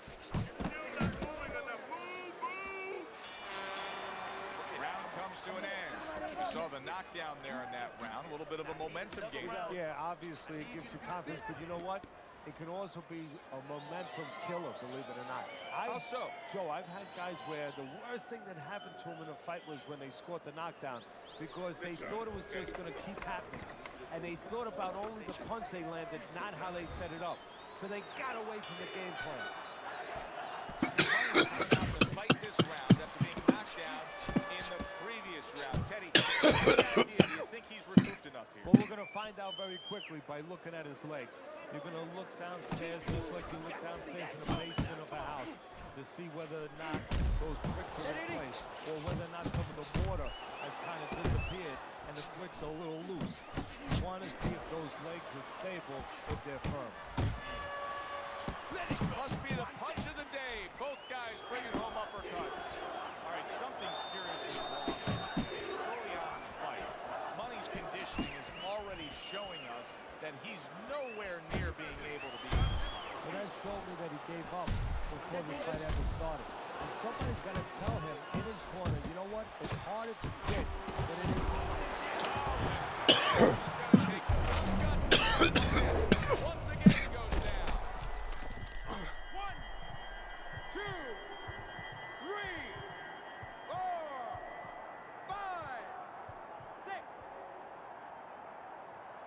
I give him a lot of credit for even getting up from that knockdown, but he still has to impress and move forward here. Yeah, I applaud him. I give him credit, but I also recognize that he's in good shape. That's one of the reasons he got up.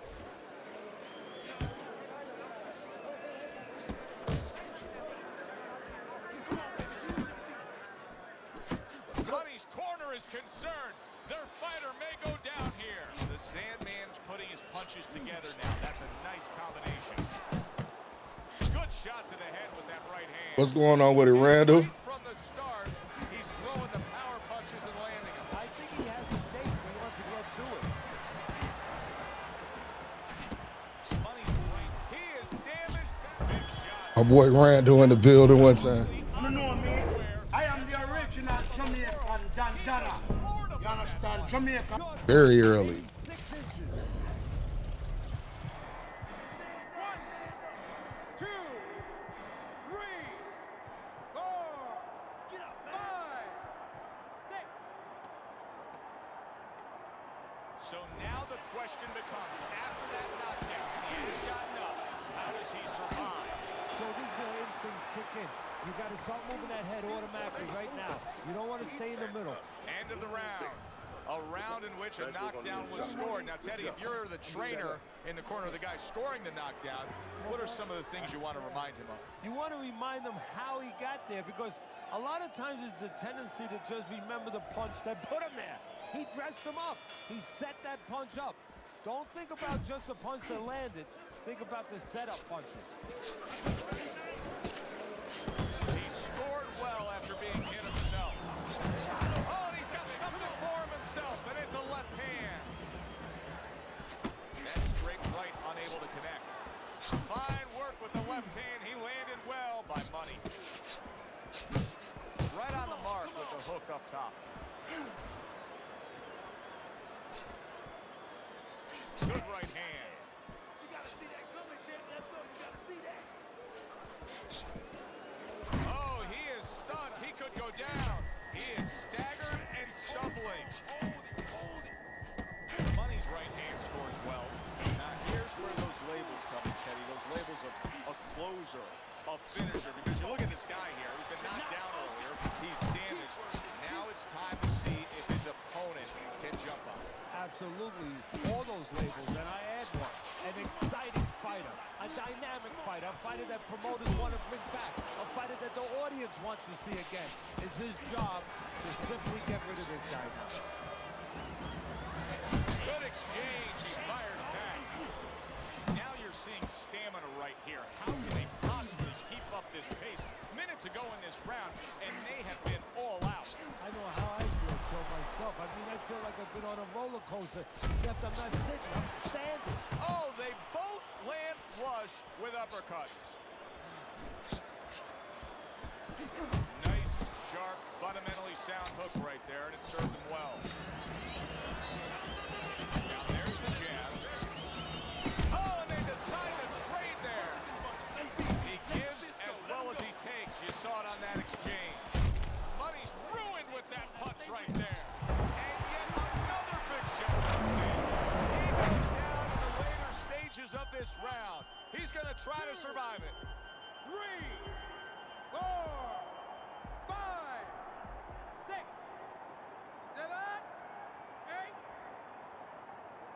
7, 8. Damn, this motherfucker got up again. That's the end of round 3. I need to use your feet. Move around the ring. You got that? Okay, now let's go.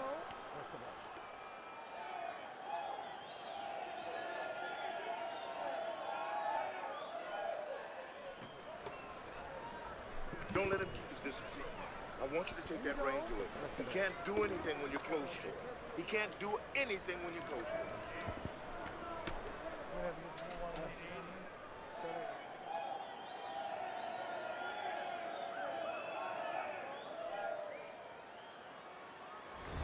Round number 4 is underway. Teddy's got a clean sweep. The Sandman's taken the first 3 rounds. And Teddy, it's not always the number 1 indicator, but in this case, he's simply just throwing more punches, and that's why he's Yeah, Joe, he's keeping his opponent defensive, and he's not allowing him to do anything back.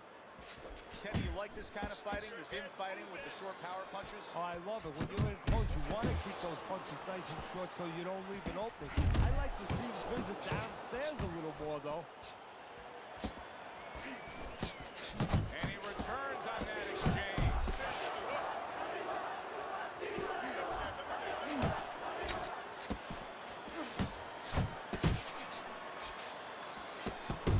Here's one for you now, he says. Right back with the left hand. Good double jab by Money. Money's in a bad spot right now. He's been stung. He has his target. He lands a straight right. He's punching away even though he's been stunned. And just like, oh, that's gotta hurt. Can you believe that? What a huge punch.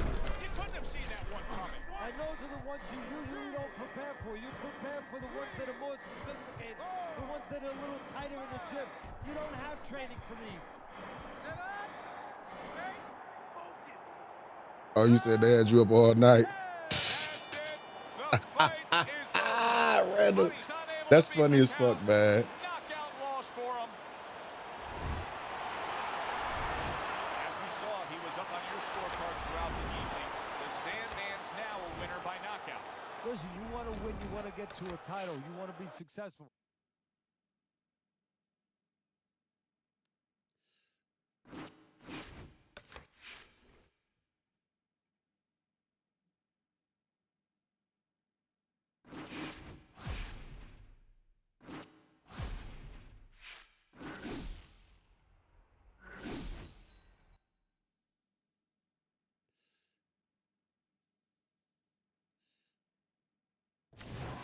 Hi, everybody. So glad you're with us. Joe Tessitore alongside Teddy Atlas, and we welcome you to the MGM Grand here on the Vegas Strip in beautiful Las Vegas, Nevada for our main event.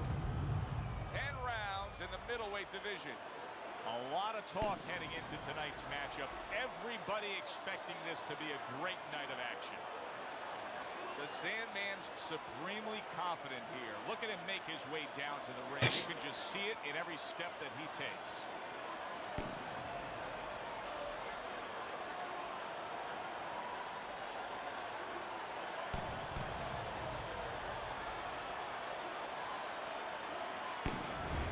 Andrews making his way to the ring right now.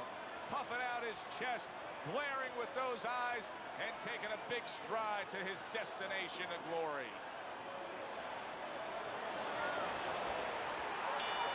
First round underway in this scheduled 10-rounder.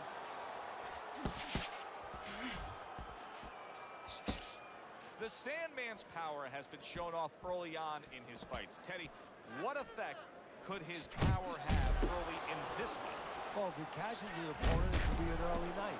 But if he catches his opponent and his opponent survives it, guess what? It could be a long night for him. And now a little combination punching, landing both shots. Keep working the body.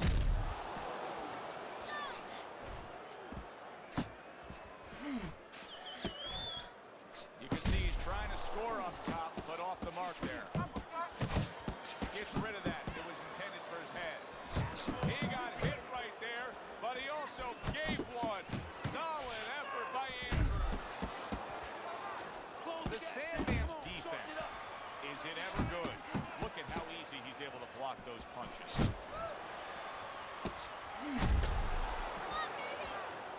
Protecting his head well with his guard.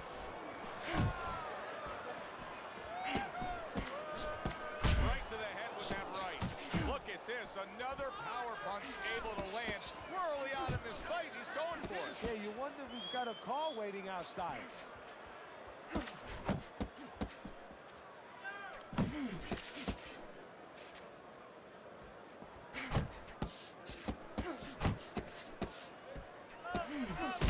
Flash is showing you that sublime skill right now with that two-punch combo.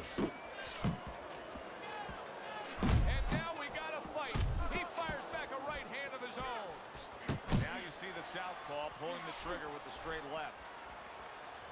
10 seconds remaining in this round. He tried to nab him up top, but was unable to connect. Let's finish this. Here we go. Round 2 is underway. Well-placed jab straight.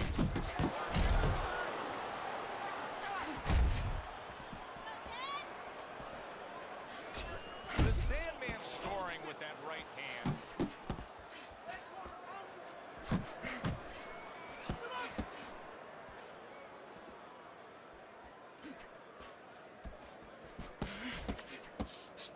Andrews has been hurt. Oh, a big shot comes home for him. Down he goes. He went down. Oh, didn't he quit? What a sucker.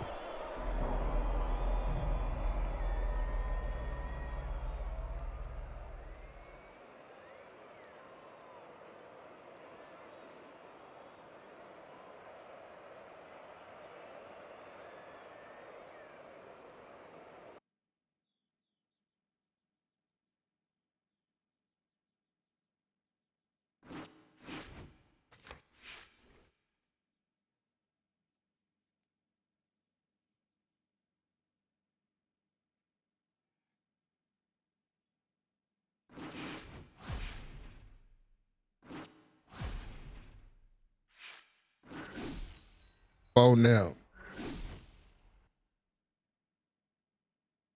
Nah, I ain't get it, Randall. Good evening, everybody. Joe Tessitore alongside Teddy Atlas, and welcome to the famed Boardwalk Hall in Atlantic City, New Jersey, where so many great fights have gone on through the years. Our main event should be a good one tonight. 10 rounds, middleweight action. Great atmosphere here tonight. You talk to everybody ringside, and they expect this one to be a barn burner. The Sandman's confidence is really showing through as he makes his way to the ring.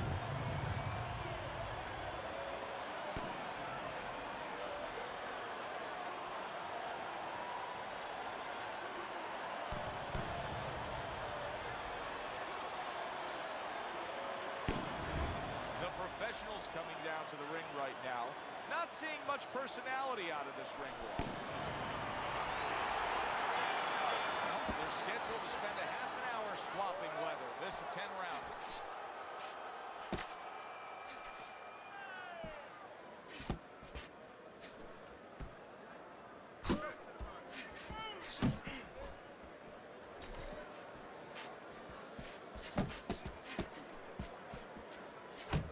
Able to cover up that gut.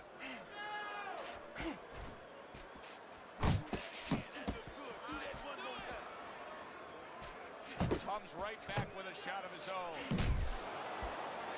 How about a return to center with the left hand? Wow, impactful short hook. Wow! He just went down. okay to go out, but go out the side door. He went out the front door, and as you said, maybe paying the ultimate price.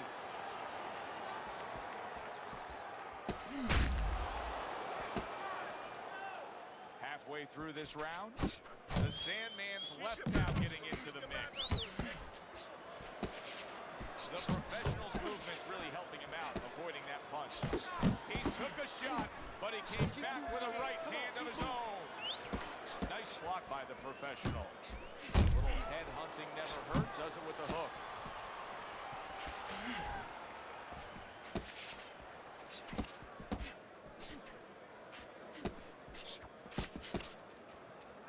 Comes right back with some offense of his own.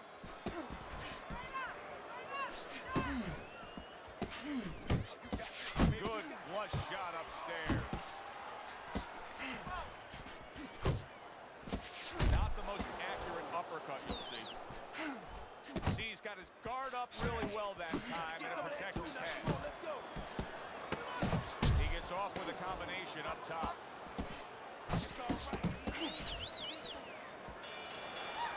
The professional's coming off a round where he scored big. He scored the knockdown. Yeah, he got the knockdown. Right now he's got to think to himself, Teddy, how did I do that, and how can I do that again? He should think that to himself. That's what his corner's there for, to remind him. You know how you did it? Do it again.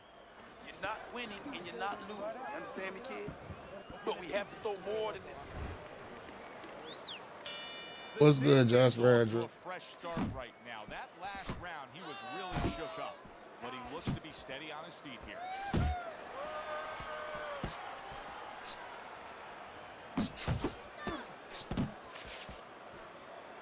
He scores with the jab there. You know, Joe, a lot of times you think about a jab being used by an outside guy, but to get inside, you need a cover.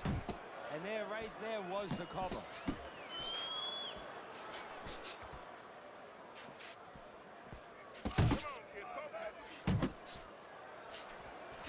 He comes with the straight right hand. The Sandman's just punching air that time. His opponent was able to get out of the way. A little something for his opponent after getting tagged. Boxing 101, jab followed by the straight. Frustrating his opponent with great defense. The professional's being very patient here, but it's with a plan in mind. Yeah, it is with a plan in mind, and that's why he's such a successful fighter. He's trying to lure his opponent into a mistake.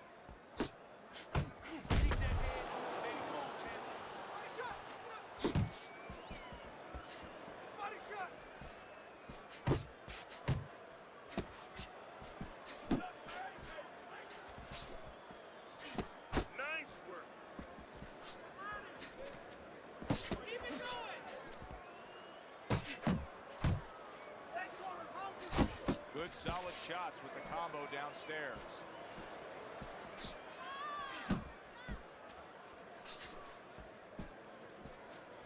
And now he brings the left hand upstairs.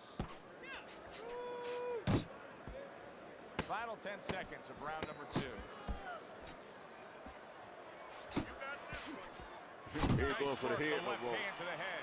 And that's the end of round 2. The Sandman's going with a quality that I think is very underrated in boxing, and that is to be judicious, to really think about when, how, and make the most of each thing you're doing. His punch rate, very, very effective in terms of his percentage landed. Yeah, he's throwing educated punches. You know, he's not wasting anything. He's making everything count, but just as importantly, everything's leading to something else. You know, he's working the body one moment, and that's leading up to some head attack later on. So he's planning everything out like a smart fighter, a guy that understands the sweet science. Dismisses his opponent's headshot. There's the hook. Nice one, nice one. Keep moving, come on now. Not an accurate hook at all. Hits him in the mug with the right. Comes right back at him with a left hand.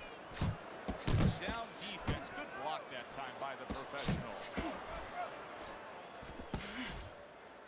Coming to the halfway point of this third round. Hook. He wide open for the hook. Go. I know he's about to put that left hook. A good, clean, old 1-2 by the professional.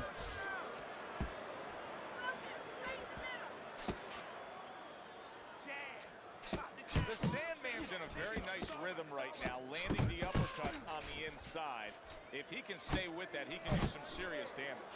The damage he can do is put something on top of that uppercut, so he needs to do that. The uppercut picks up the head, put the hook up top to take it off. That's a great combination. I want to come up under it. I'm going to come up under it and fucking bust his motherfucking kidneys up. That worked out really well, throwing off the right hand after getting tagged like that. Last 10 seconds of round number 3. You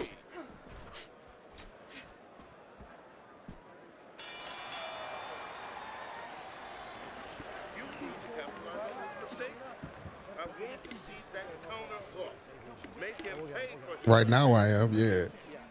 Move him to the I was smoking it. I'll be going backwards and forwards.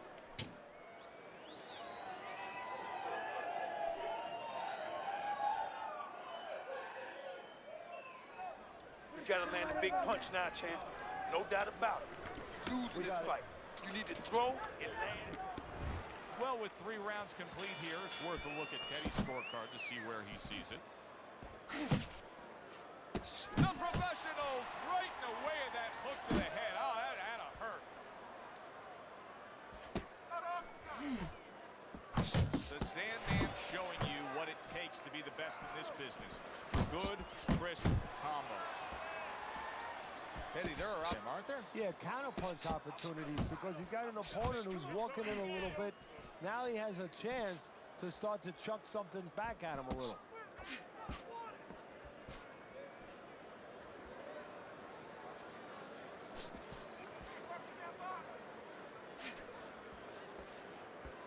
The Sandman's landing a combination here. That's what he does when he's at his very best.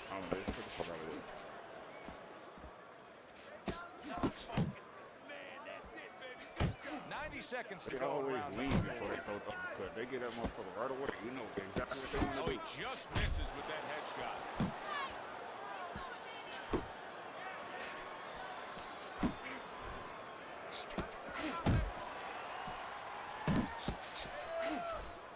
The Sandman's so dangerous with that accuracy. And a power shot lands. He throws too And many all of a motherfucking sudden it punches, turns the table. A little slow with that jab, and he got caught the right hand. Takes one to give one. He comes back with a right hand. He throws a lot of punches, and he throws power punches off the table. Oh, do that shit. More than one punch downstairs. That can be damaging. That shit ain't gonna work on everybody.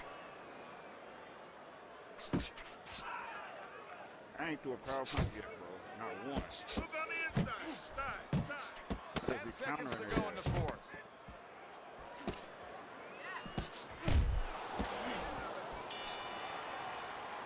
The professional's trainer right now is telling him, hey, we can pull this fight out. You may be trailing. There's not much left, but it's still there. You can still go out there and get this win. Okay? Yep, that's all he doing. And he on the mic crying right now.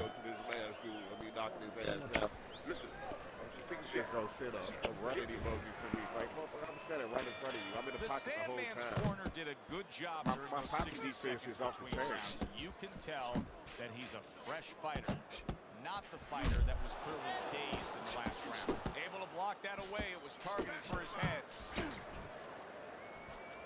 Fires right back at him. And now he's targeting upstairs.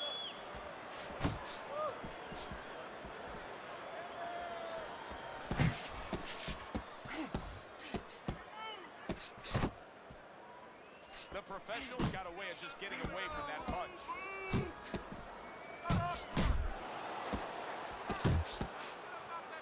Good way to protect the midsection. Why they do that shit too? If I'm going to my left, bro, I know y'all gonna try to throw a hook either to the body or to the head. Like I'm gonna be defense like a motherfucker. Able to get rid of that one. Punches and bunches. Combination up top. Them uppercuts were to the body. And uppercuts to the body is nasty, man. The Sandman's right hand scores well that time. You know, we see that he's made a stylistic change after being stunned here in the fight. But what about his opponent? Does his opponent have to make a change as well? Well, he's got to adapt to it. He sees that what was working why I can't hardly move. I got to has put it been up, taken man. away because the guy changed now. He's made corrections. Well, he's got to find another way, another offensive, opening or another offensive way to get to the guy. He's got to be right with him. Good return fire that time. He throws too many punches.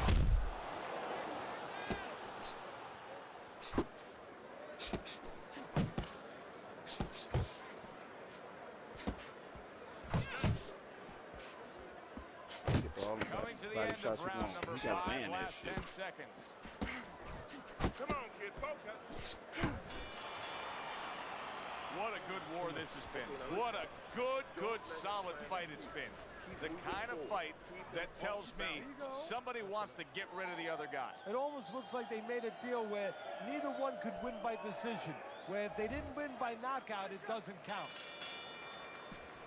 The Sandman's impressing the judges and himself with that right hand. I thought I dodged that shit. I knew he was about to throw it. I think I ducked too early because I knew he was about to throw it.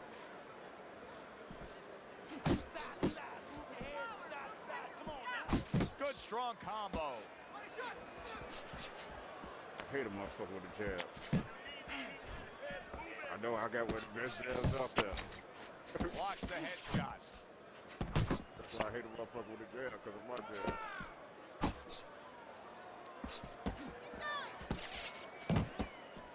Yeah, throw your ass off, man. All type of shit you be trying to do. His opponent wanted the body. He wouldn't give it to him.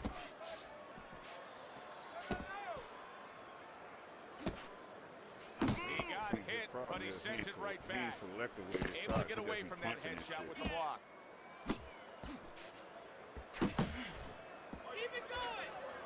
And that's what fighters do. Pulls the trigger right away after taking one.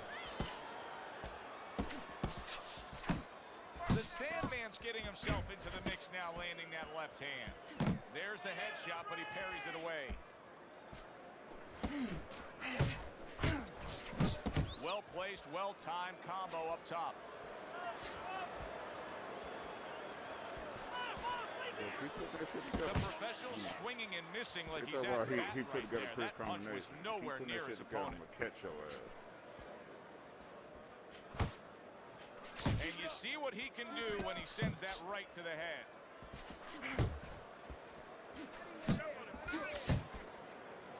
Working our way towards the bell. Last 10 seconds of the 6th. Ooh, you're right, bro, because you ain't throw that right out, about to crash your ass, boy. The Sandman's corner knows that their fighter still has much more to do. You cannot just sit back and be content on the stool, securing a lead. You have to go out. I don't know. I want to know. I want to know when is they fight. That's gonna be a good fight. I think Billy gonna beat Crawford. Gonna beat out Canelo. Back underway here to live fight action. Tough fight to score. Very, very even, closely contested bout throughout. The Sandman's, Teddy, this has got to drive his trainer crazy because he's leaving himself wide open with these sweeping shots. Well, you talk about that old saying, leaving the barn door open, and the horses are going to go out. Well, guess what? The punches, sooner or later, they're going to come in. Comes right back at him with a left hand. He takes a shot and then commits to giving one right back. Again, he keeps throwing all the punches. Not hitting his mark there, going upstairs. That's what I dropped his ass with, a left hook, just like that. Keep your head even. Unload right now. More punches, baby. Punches and bunches. Return to sender. He gives him back one of his own. Pulls the trigger right away with the left hand after getting tagged himself. Halfway through this round here. You're still not moving enough. Move. Come on, punch. Punch. Punch. That's it. There's the uppercut, one of my favorite punches, and it works that time for him. Because I know he wanna throw the hook when I go to his stuff.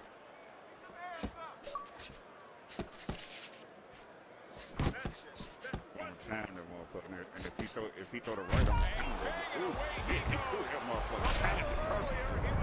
No, he got my guard. That's what happened. And we thought it was a bad thing earlier for him. It turned out to be a bad thing for his opponent because he got careless here.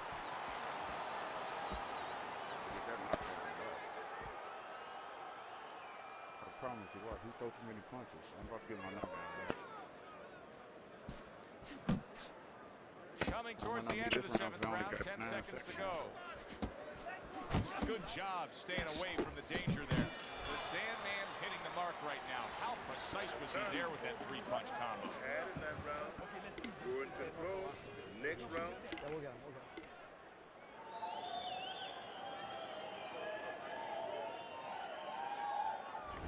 So here we are, Teddy, at the start of round number 8. You got him up slightly, but this reminds me of like a classic distance, like the Kentucky Derby. Can they get the distance? Can they have something left in the stretch run?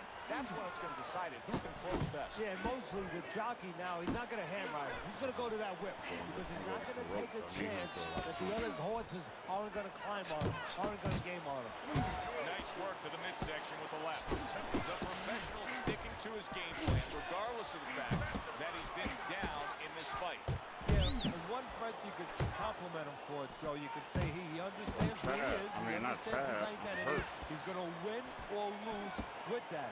But on the other hand, there are some changes he has to be aware of. Targeted counter punch by the professional.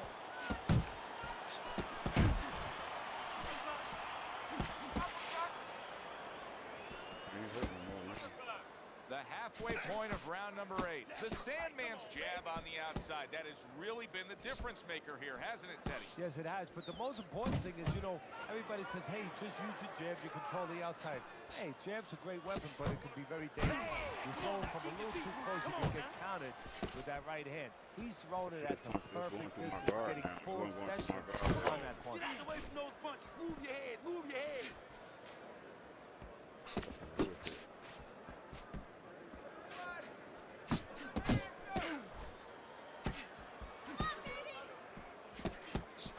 Good scoring shot. It was a straight right. Good, solid right hand land. Big shot he just scored with. Body! For the second time tonight,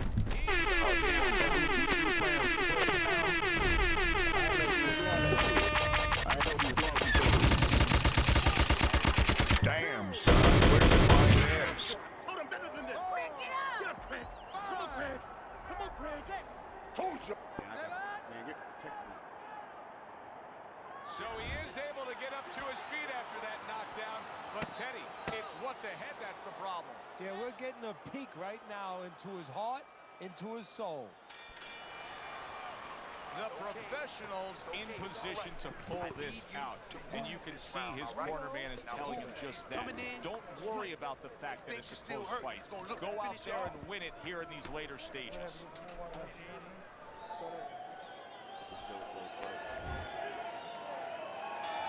As we start a new round, I pose this question to you. Is there any hope for him? He's been knocked down numerous times today. Look, there's been great comebacks in this sport. There's always hope. You don't know how deep a man's reserve is inside their soul, inside their mind. But dangerous rounds now to find out.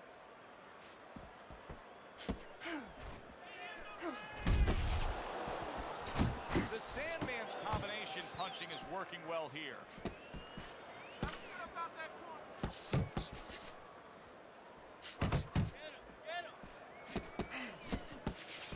The professional showing that he's got some defense of his own. He got away from that punch. The Sandman's given us a good showcase of defense here tonight, especially up top. His head movement is just sublime. And his opponent's cooperating with him a little bit because he's getting frustrated. He's looking for that big shot, and he's continuing to miss. He's making no adjustments. A guy's moving his head. You know what you want to do a little bit? What's that? Well, you want to feint him a little bit. make him make a premature move. And then when he moves to either side, then you time him with a punch. Don't just go out there flailing away. Keep doing what you're doing. See that coming now. Come on. Guard your head.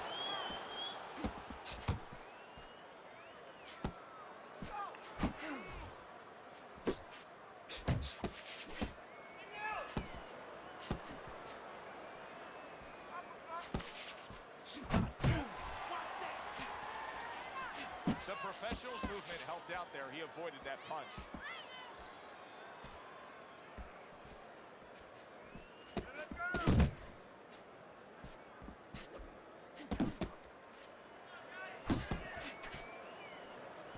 Final chance, last 10 seconds of round 9.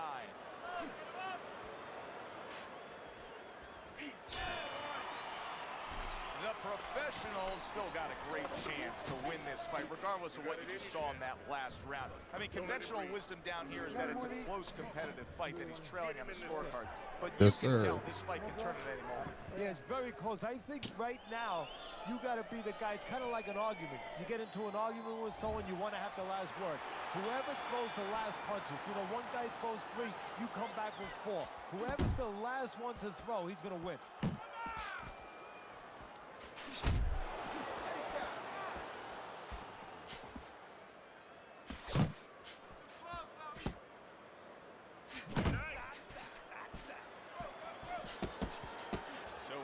Again, missing more punches. Now, I like a guy that throws punches, Teddy, but at some point, you got to do more than that. Yeah, I tell you right now, if he was a carpenter, I would not have him coming in doing my kitchen cabinets because he just cut up a lot of wood, you know, and it'd be all over the place. But I wouldn't have the cabinets that I want. I'd have a mess. And right now, this fight's getting messy.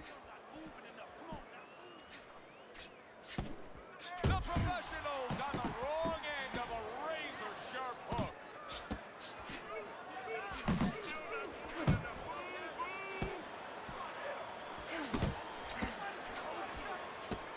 Just did a big uppercut. He's in bad shape. What a big shot. Go to the body here, bro. I'm Again, he hits the deck. Oh, he's getting practice at it, so he might figure it out. Jasper Andrews, did you just quit? What's going on, though, bro?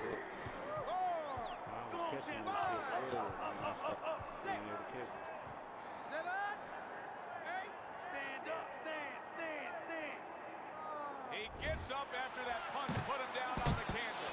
Now he needs to get on that bicycle and stay away from this guy. Well played, straight right hand.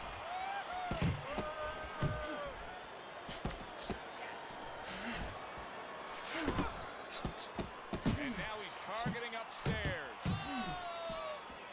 The Sandman's the kind of boxer that wants to do just that.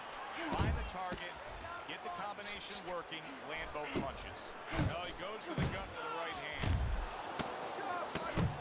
Did you see that? Well, he's been there before. Replay that one, replay that one. He said replay that one. You have to wonder when the referee's going to step in now and stop this.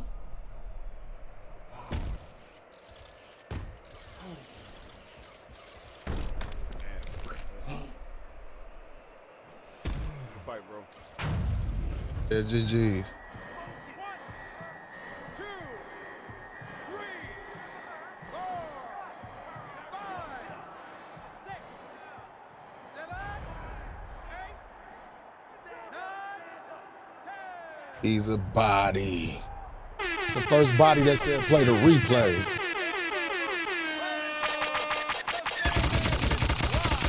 Damn, son, where'd you find this? Knockout winner.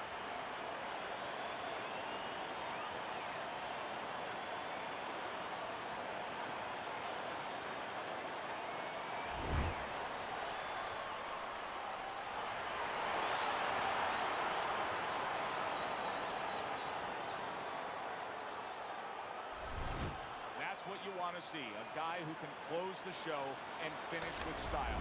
He ends up a knockout victor tonight. And that's what his trainer wanted. His trainer was even telling him, step it up a little bit because he knew this was possible. And they Yeah, I still got it. I lost my title though, Randall, before you got on the Blaze.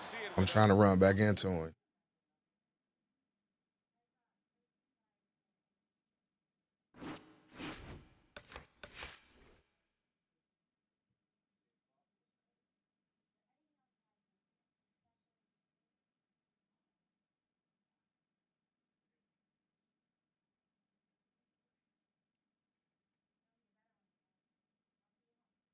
Win some, you lose some. It is what it is.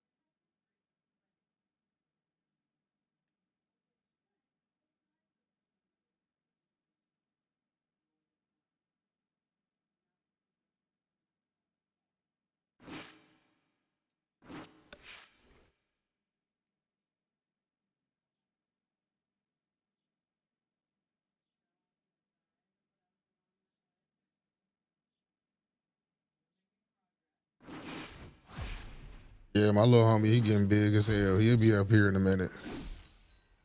The zero do not finish. Peace out. Yeah, he definitely will be up here in a minute talking about what's up, man. What's up, Dad? I took him to the beach yesterday.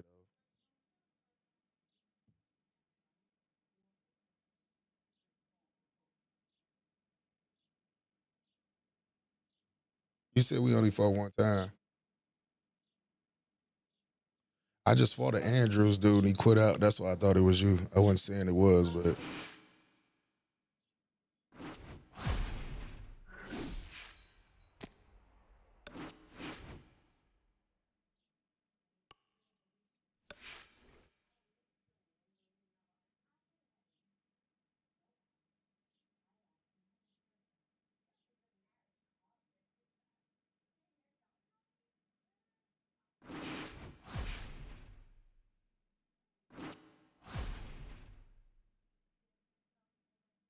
what's up with all these fucking zero do not finishes?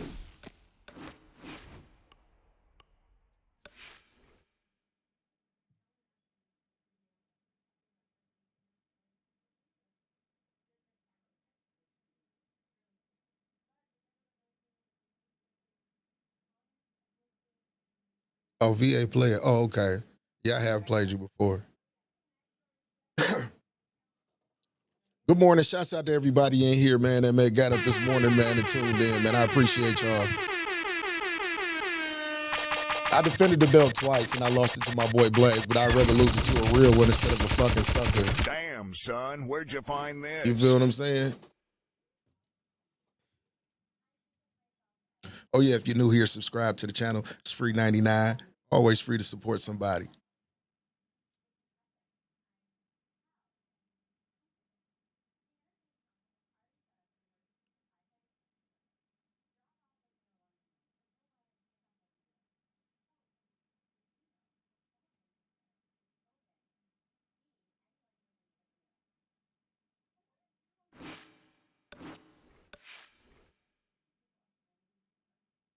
Yes, sir. Yes, sir. If you up this morning, man, you're very blessed, man. Very blessed to get up and do it and got a fresh 24 to do it again. That's a blessing.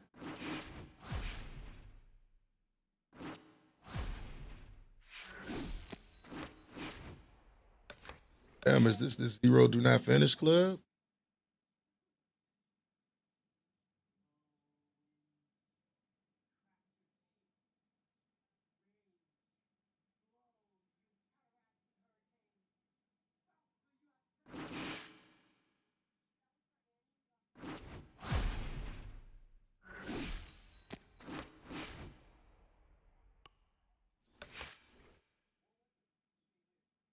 Yeah, on my middleweight. That is crazy. 9-11 and 505.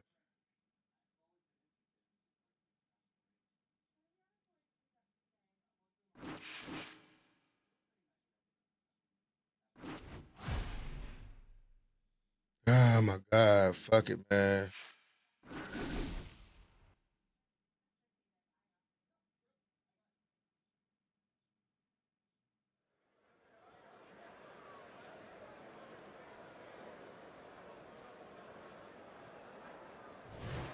Hi, everybody. I'm Joe Tessitore alongside Teddy Atlas. Good evening and welcome to the Metro Manila Arena here in the Philippines for our main event of the evening. 10 rounds of heavyweight action. Each man comes into this fight supremely confident, expecting to deliver a W.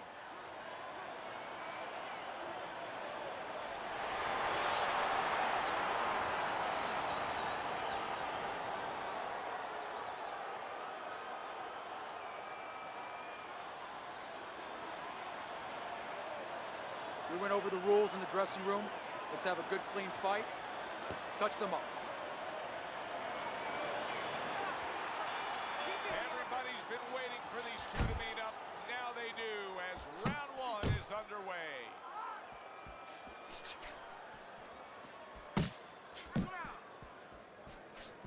Took a shot, now he gives a left. What an excellent two-punch combo by Mr. Showtime.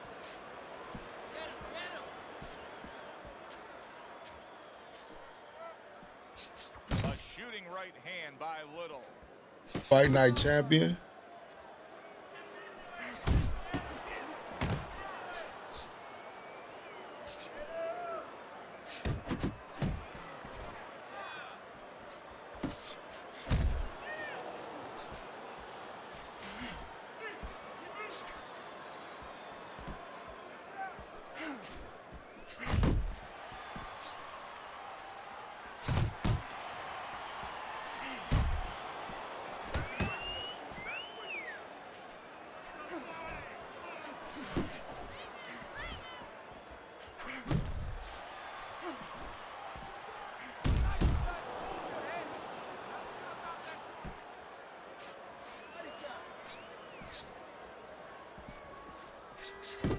Good 1-2 by Mr. Showtime.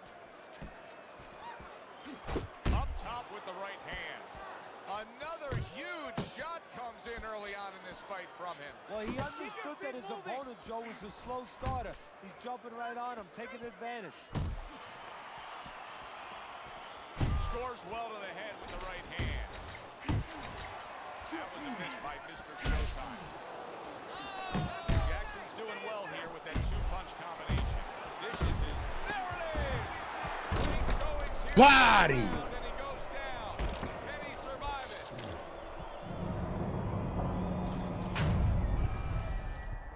One, two, three, 4, 5, 6. Yeah, Undisputed too. I could wait for any game at this point, the way they be rushing these games. Jackson's done it. How about that? A first-round knockout victory. Wow. The theater of the unexpected. We'll Who see. would have ever expected that? Mr. Showtime's one single lightning bolt of a punch ends this night early. It came right out of the skies. Oh, there was the old Evander Holyfield shorts. Who was he fighting?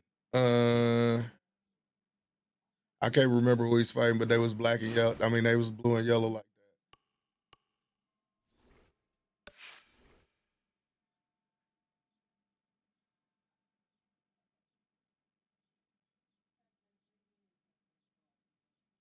that. Yeah, man, cause man, the way it should be, man, like we should.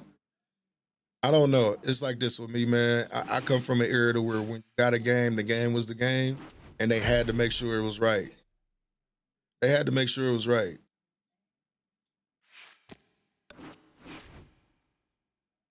What's going on with it, Dave?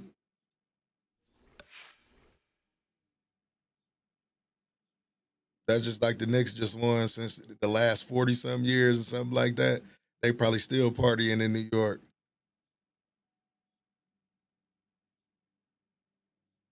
Yeah, but back to what I was saying. I come from an era to where when games they were games. They had to be perfected before they came out. Nowadays, like it's like they rush the shit out and they see how much money they can make off of the game.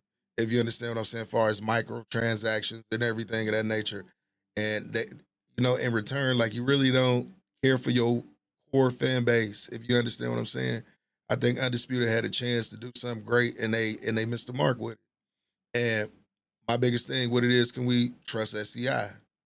Can we trust Steel City? And if you ask me that question, I say absolutely not. No, I'm online.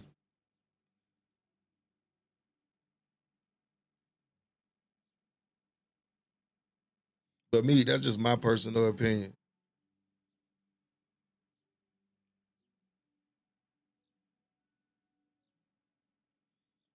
Yeah, I mean, shit, man. He a Nick. They happy for the young Bulls.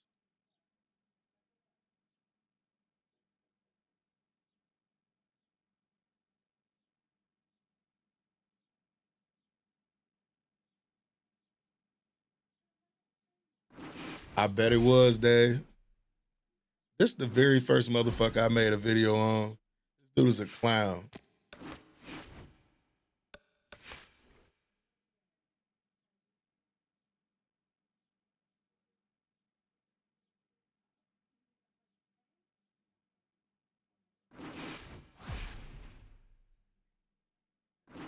Said the games ain't what they see on the commercial.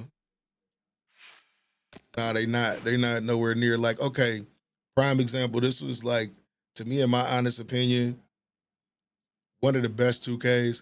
Who remember 2K14, NBA 2K14 trailer when it crossed over to Xbox Series X and PS5 or PS4, PS5 at the time, whenever it came over to the new generation? Who remember that trailer? Who remember that trailer? That trailer put you in awe. Just like, oh my God. You say the Steel City proved they don't take their craft seriously and willing to abandon everything instead of sticking with it and perfect it. Yeah, I told y'all, when they was called ESBC, that was a passion project. They really was passionate about the game. They was passionate about boxing. They was passionate about making it a simulation game. But over time, once the money got involved, it's about what the investors say. It's about what the investors want at the end of the day, the people that's putting money into the fucking game. And they made their money off DLCs. That's part of the reason why I didn't buy DLCs. Shouts out to the chat, you know what I mean? They wanted to see me fight with certain fighters. They provided the funds to get the DLCs. But at the end of the fucking day, man, I wasn't going to put another dime in there and let them rob me any more than what they had, man. It was, you could say that game, it regressed. It regressed over time. People say, oh, it got better. It got better. Like, no, it could have been something way more. Ain't no way that people are still, it's more people playing this game than that game right now. The Sandman's coming down to the ring right now, and he does so with a certain gamesmanship, putting forth that attitude to his opponent, telling him, I'm the man, and I know it. Are you talking about Roach? I agree. Tank took that knee. It is what it is. That's a knockdown.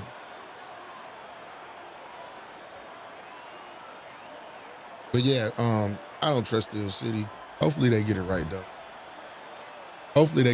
We need a good boxing game. We need a new good boxing game so we can eliminate people like this person right here that's just gonna sidestep the whole time.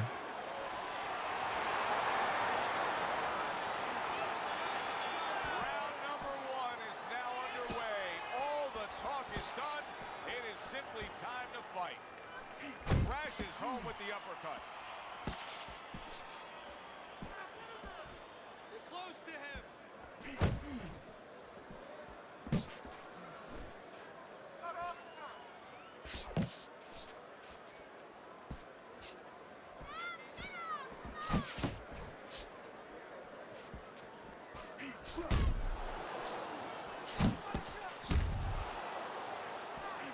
The Sandman's cut around his eye, and you know his corner's got to get to work on that as soon as they get back.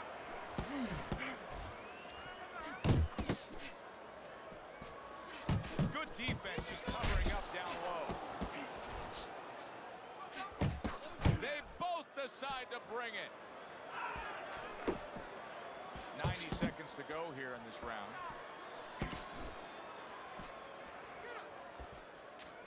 Keep those hands up.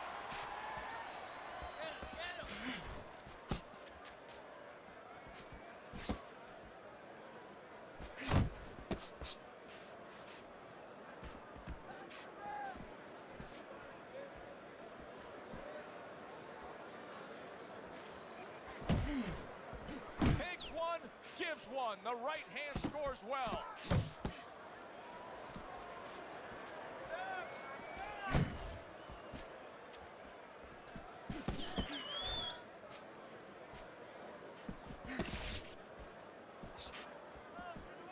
Good block by Day.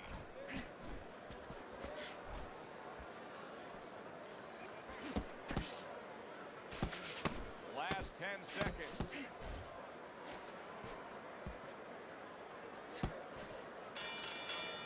And that's the end of round 1. The Sandman's commitment to just pure offense is lacking right now.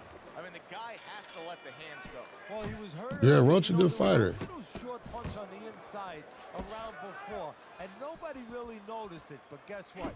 He did. And I think that's why you're seeing him be a little bit unsure of himself and not throwing the punches that otherwise you'd say, hey, come on, how come you're not? That is why. Not what he was looking for. That's a miss right there by Day.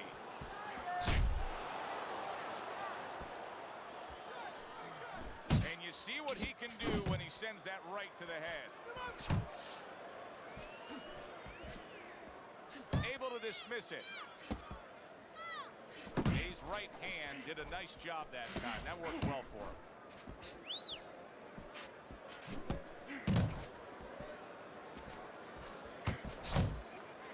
The Sandman's coming up with the answers, avoiding that punch. Best combination in the game, jab with the straight.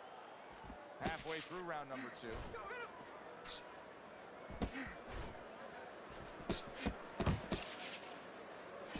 Good defensive skill with the block by Day. A little give and take, and here comes the left hand. Clean shot with the right.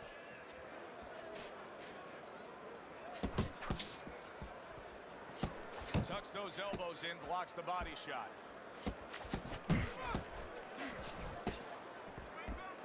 He missed with that headshot.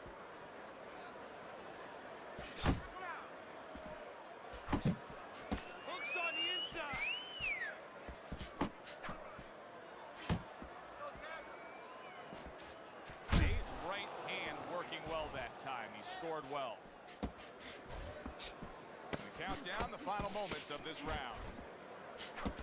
Scored well upstairs with the right hand.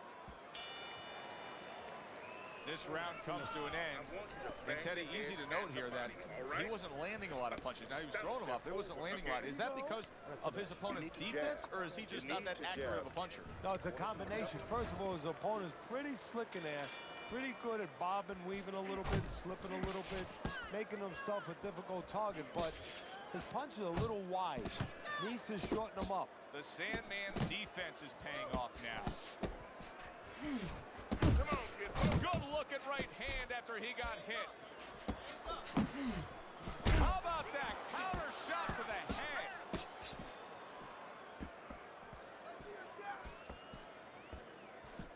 He's tired. He's tired.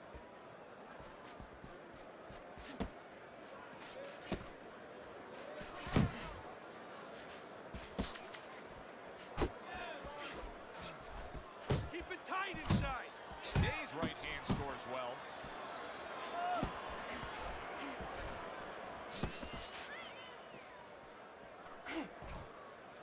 That's what I want to see. Reaching the halfway mark of this round. The Sandman scoring with that right hand. Able to dismiss his opponent's shot and then comes back with an uppercut.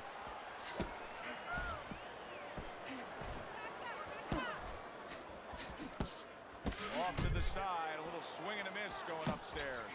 The Sandman's on the wrong end of a destructive uppercut.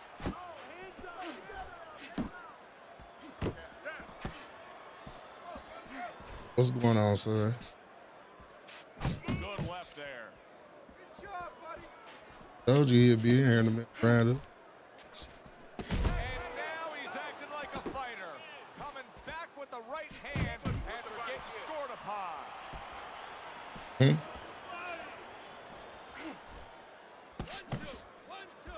seconds to go in this third round. A headshot blocked. And round 3 comes to an end. Deep breath, deep breath. Holy shit, you are in control of this fight, man. Don't get careless out there, all right? Just keep boxing smart. Listen, you need to mix your punches up.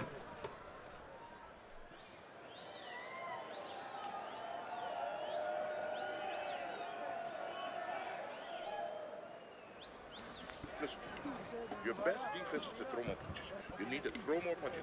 That will keep him away. Get in. Well, if things continue like this is going to be an interesting stretch run of this fight. Beginning of round number 4. They trade shots. He comes back with a right hand. The Sandman's blocking ability is doing well for him there. Beat him to the punch. Blocks away that headshot. Dave's defense has been just unbelievable tonight. I mean, Teddy, he takes such appreciation seeing a guy putting forth his craft like this. Yeah, you do, and that's why he's able to have such a long career. That's why he's able to be, you know, so consistently good, because he doesn't take a lot. He doesn't get worn out. He's fresh. Body shot in the left hand. Bang the body.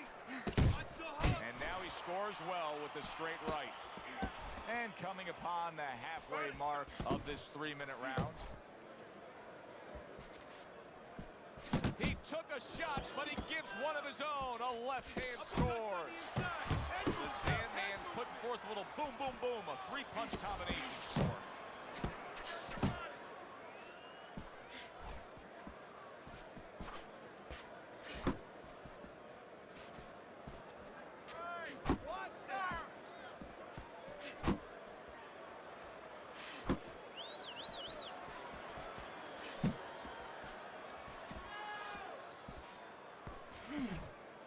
Oh, and he returns fire with a left hand. Relax. Just 10 seconds to go in this round.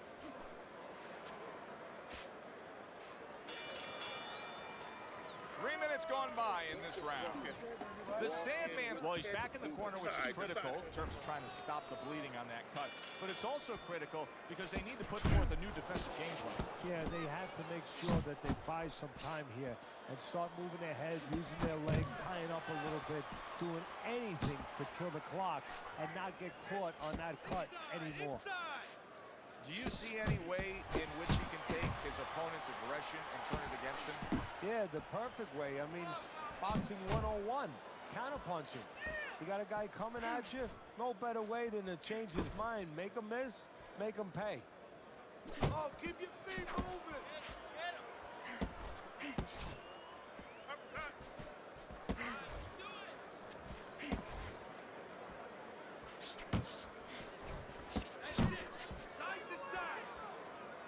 The Sandman's almost looking foolish that time he missed so bad.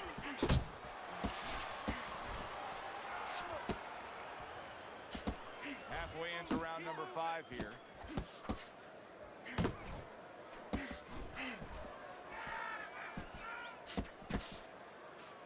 Jump on him. Targeting a left hand down low. He gets hit, but he gives it right back.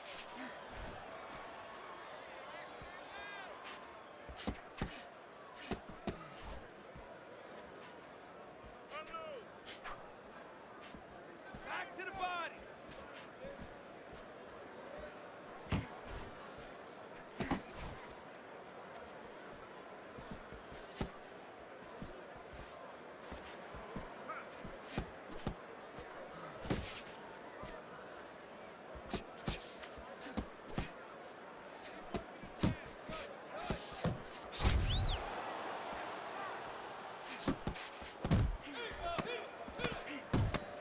Keeps his hands up defensively, protecting the head.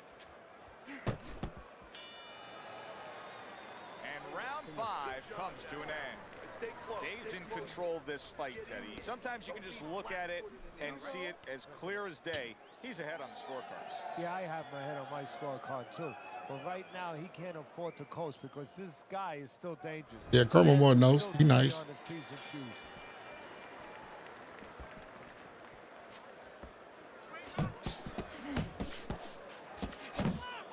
Staying away from those headshots with his defense up top.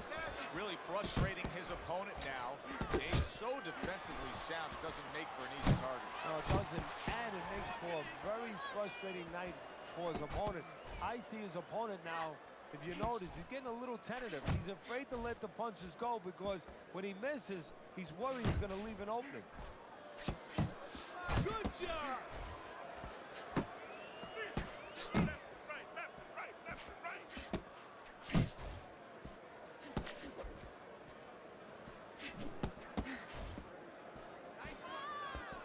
Keep moving.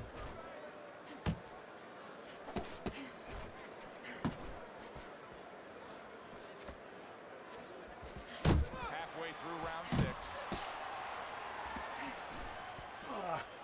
A little head hunting with the right. Banking away those. Wow, what a turnaround. You never. Big shot comes crashing home. A devastating right ham crashes home, and he is down. 4, 5, 6. Dave's now getting back up off the canvas. You got this one.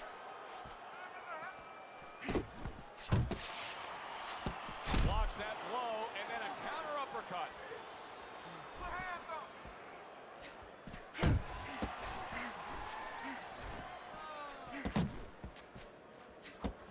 The Sandman's not coming up with the results that you would want to see out of him. Now, he's trying to counterpunch, Teddy, but it doesn't seem to be the answer. No, he kind of looks a little bit like that guy who went in to get his hair dyed, you know? And he thought it was going to be just a little bit lighter, and it wound up being a lot lighter. And he said, wow, what the heck did I do? I didn't think I was going to look like this. I didn't think that I was going to box like this. Boy, another solid round for him. Teddy, this is one of the best displays of precision punching we've ever seen. And if precision had a relative, had a cousin, guess who it would be? It would be timing. Because the timing has been perfect and has allowed him to be so precise.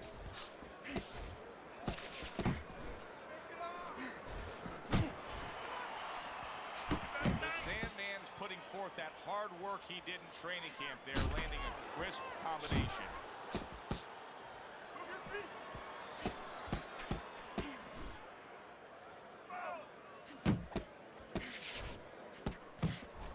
That right hand serving him well.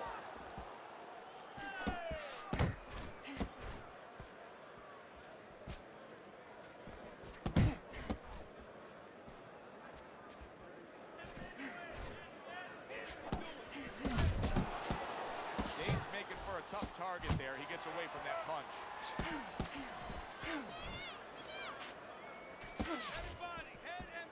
That's a flush shot, banking away those body shots with the left hand. Halfway through the 7th round, able to dismiss that body shot.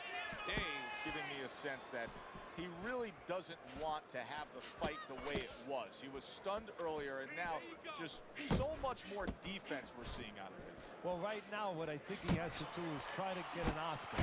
Get that award that those great actors get, and not show that he's defensive right now. Because if he shows that too much, his opponent is going to know what he has to do to take advantage.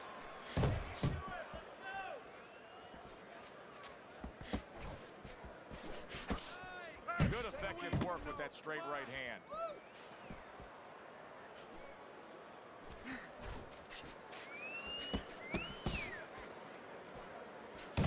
There's the old 1-2.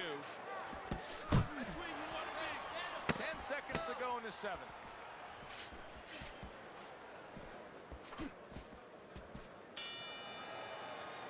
And round 7 comes to an end. Keep the jab move. You have to move your head.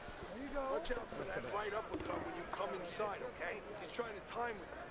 Good job that round. Just keep moving your head. Dave's in control of this fight with a commanding lead on your scorecard, Teddy, as we start round number 8. He just looks like the kind of guy that's not going to be defeated tonight. No, he's made up his mind. And he didn't make his mind up, you know, and this is for the young fighters out there, and whatever you aspire to do to move forward. He didn't make up his mind tonight. He was made up way before he got in the ring, and it shows. He's getting the payoff.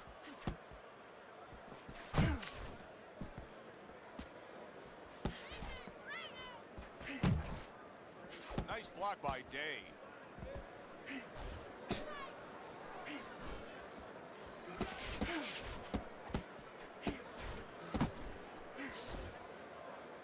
Nice block that time. It was intended to the head.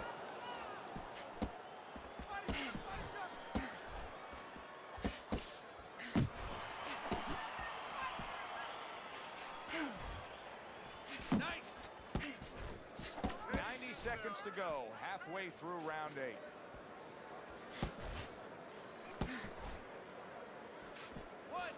Good accuracy with that uppercut.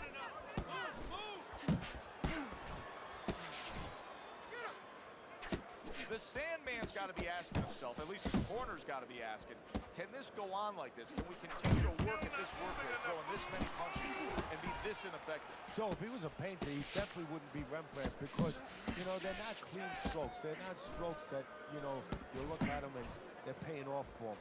I mean, he's more like doing finger paints. I mean, he's just throwing stuff at that canvas, and it's not looking real pretty right now.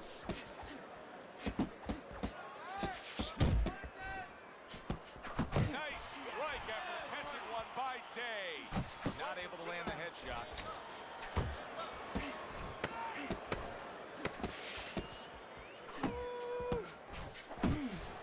Little head knocking with that right hand. And round 8 comes to an end. Listen, he's a veteran guy. He knows the truth of the situation. That's a really bad cut. The kind of cut that can end a fight. Yeah, he has a gamble right now. You know, just got last call in the casino. They just said, you know, you got 3 more rolls of the dice. He's got to roll him. He's got to blow on him. He's got to do everything. That is a sharp uppercut by Dave. See how he targets that hook?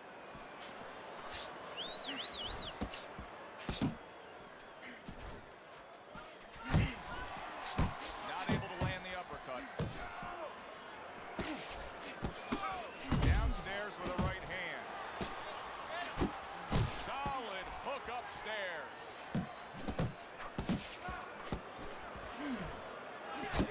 Left hand came after the jab. Dave's giving his opponent fits right here. His head movement is making for such an elusive target. Yes, it is. Now the opponent has to make an adjustment. He has to realize that he's finding air more than he's finding any surface up top. So go downstairs to the place that's not moving, down to the body. That is starting to take away some of that head movement. Targeting that head with the combination punching.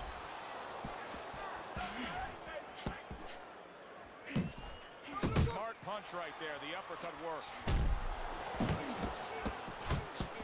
Oh, and he's got something for himself, and it's a left hand. Good clean shot, returning fire. Well done by Day.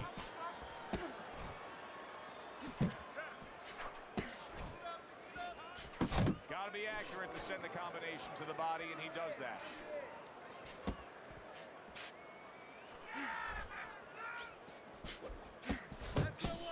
Here's one for you now, he says. Right back with the left hand. The Sandman's doing what every trainer wants to see their fighter do. Land punches and bunches. The combination lands. And that's the end of round 9. One of his eyes is completely shut. They want this fight to continue on. They want to give themselves every chance they have to win it. What do they need to do?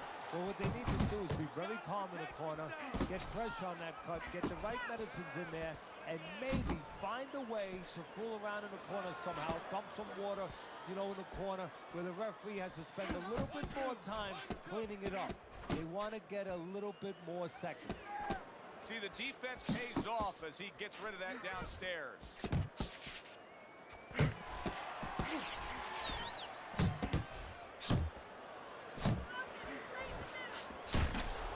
Tried to land that upstairs and was off the mark. The Sandman's got to be really careful here, Teddy. That eye has gotten to a point where this fight could be stopped at any time. Well, the key is that it's above the eyes, so of course it's impairing the vision. The blood, when it trickles down, he can't see, and that's what the referee's going to be looking for. In a later stage of the fight like we have right here, when you see one guy consistently getting hit with the right hand, what is the answer? Move your head.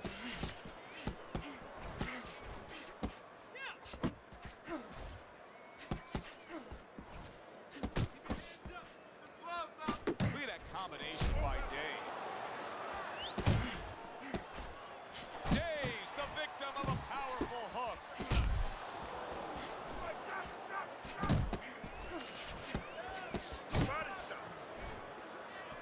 He just missed that shot up top.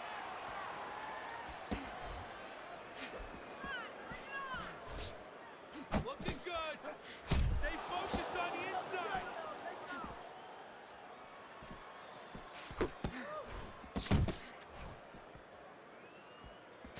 Day's right hand scores well that time.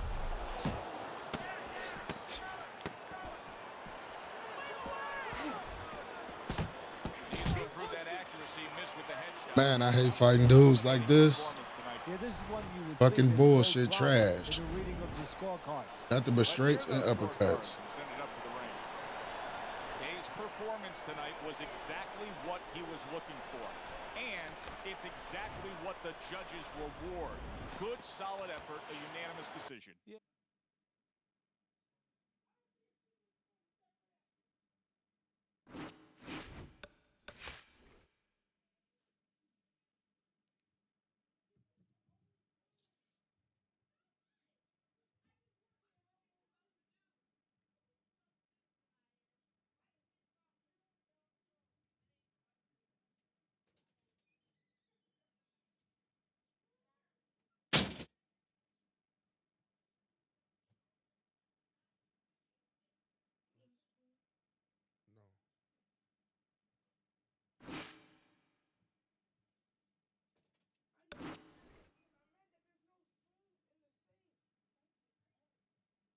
I think that I'm gonna get off of here for a second.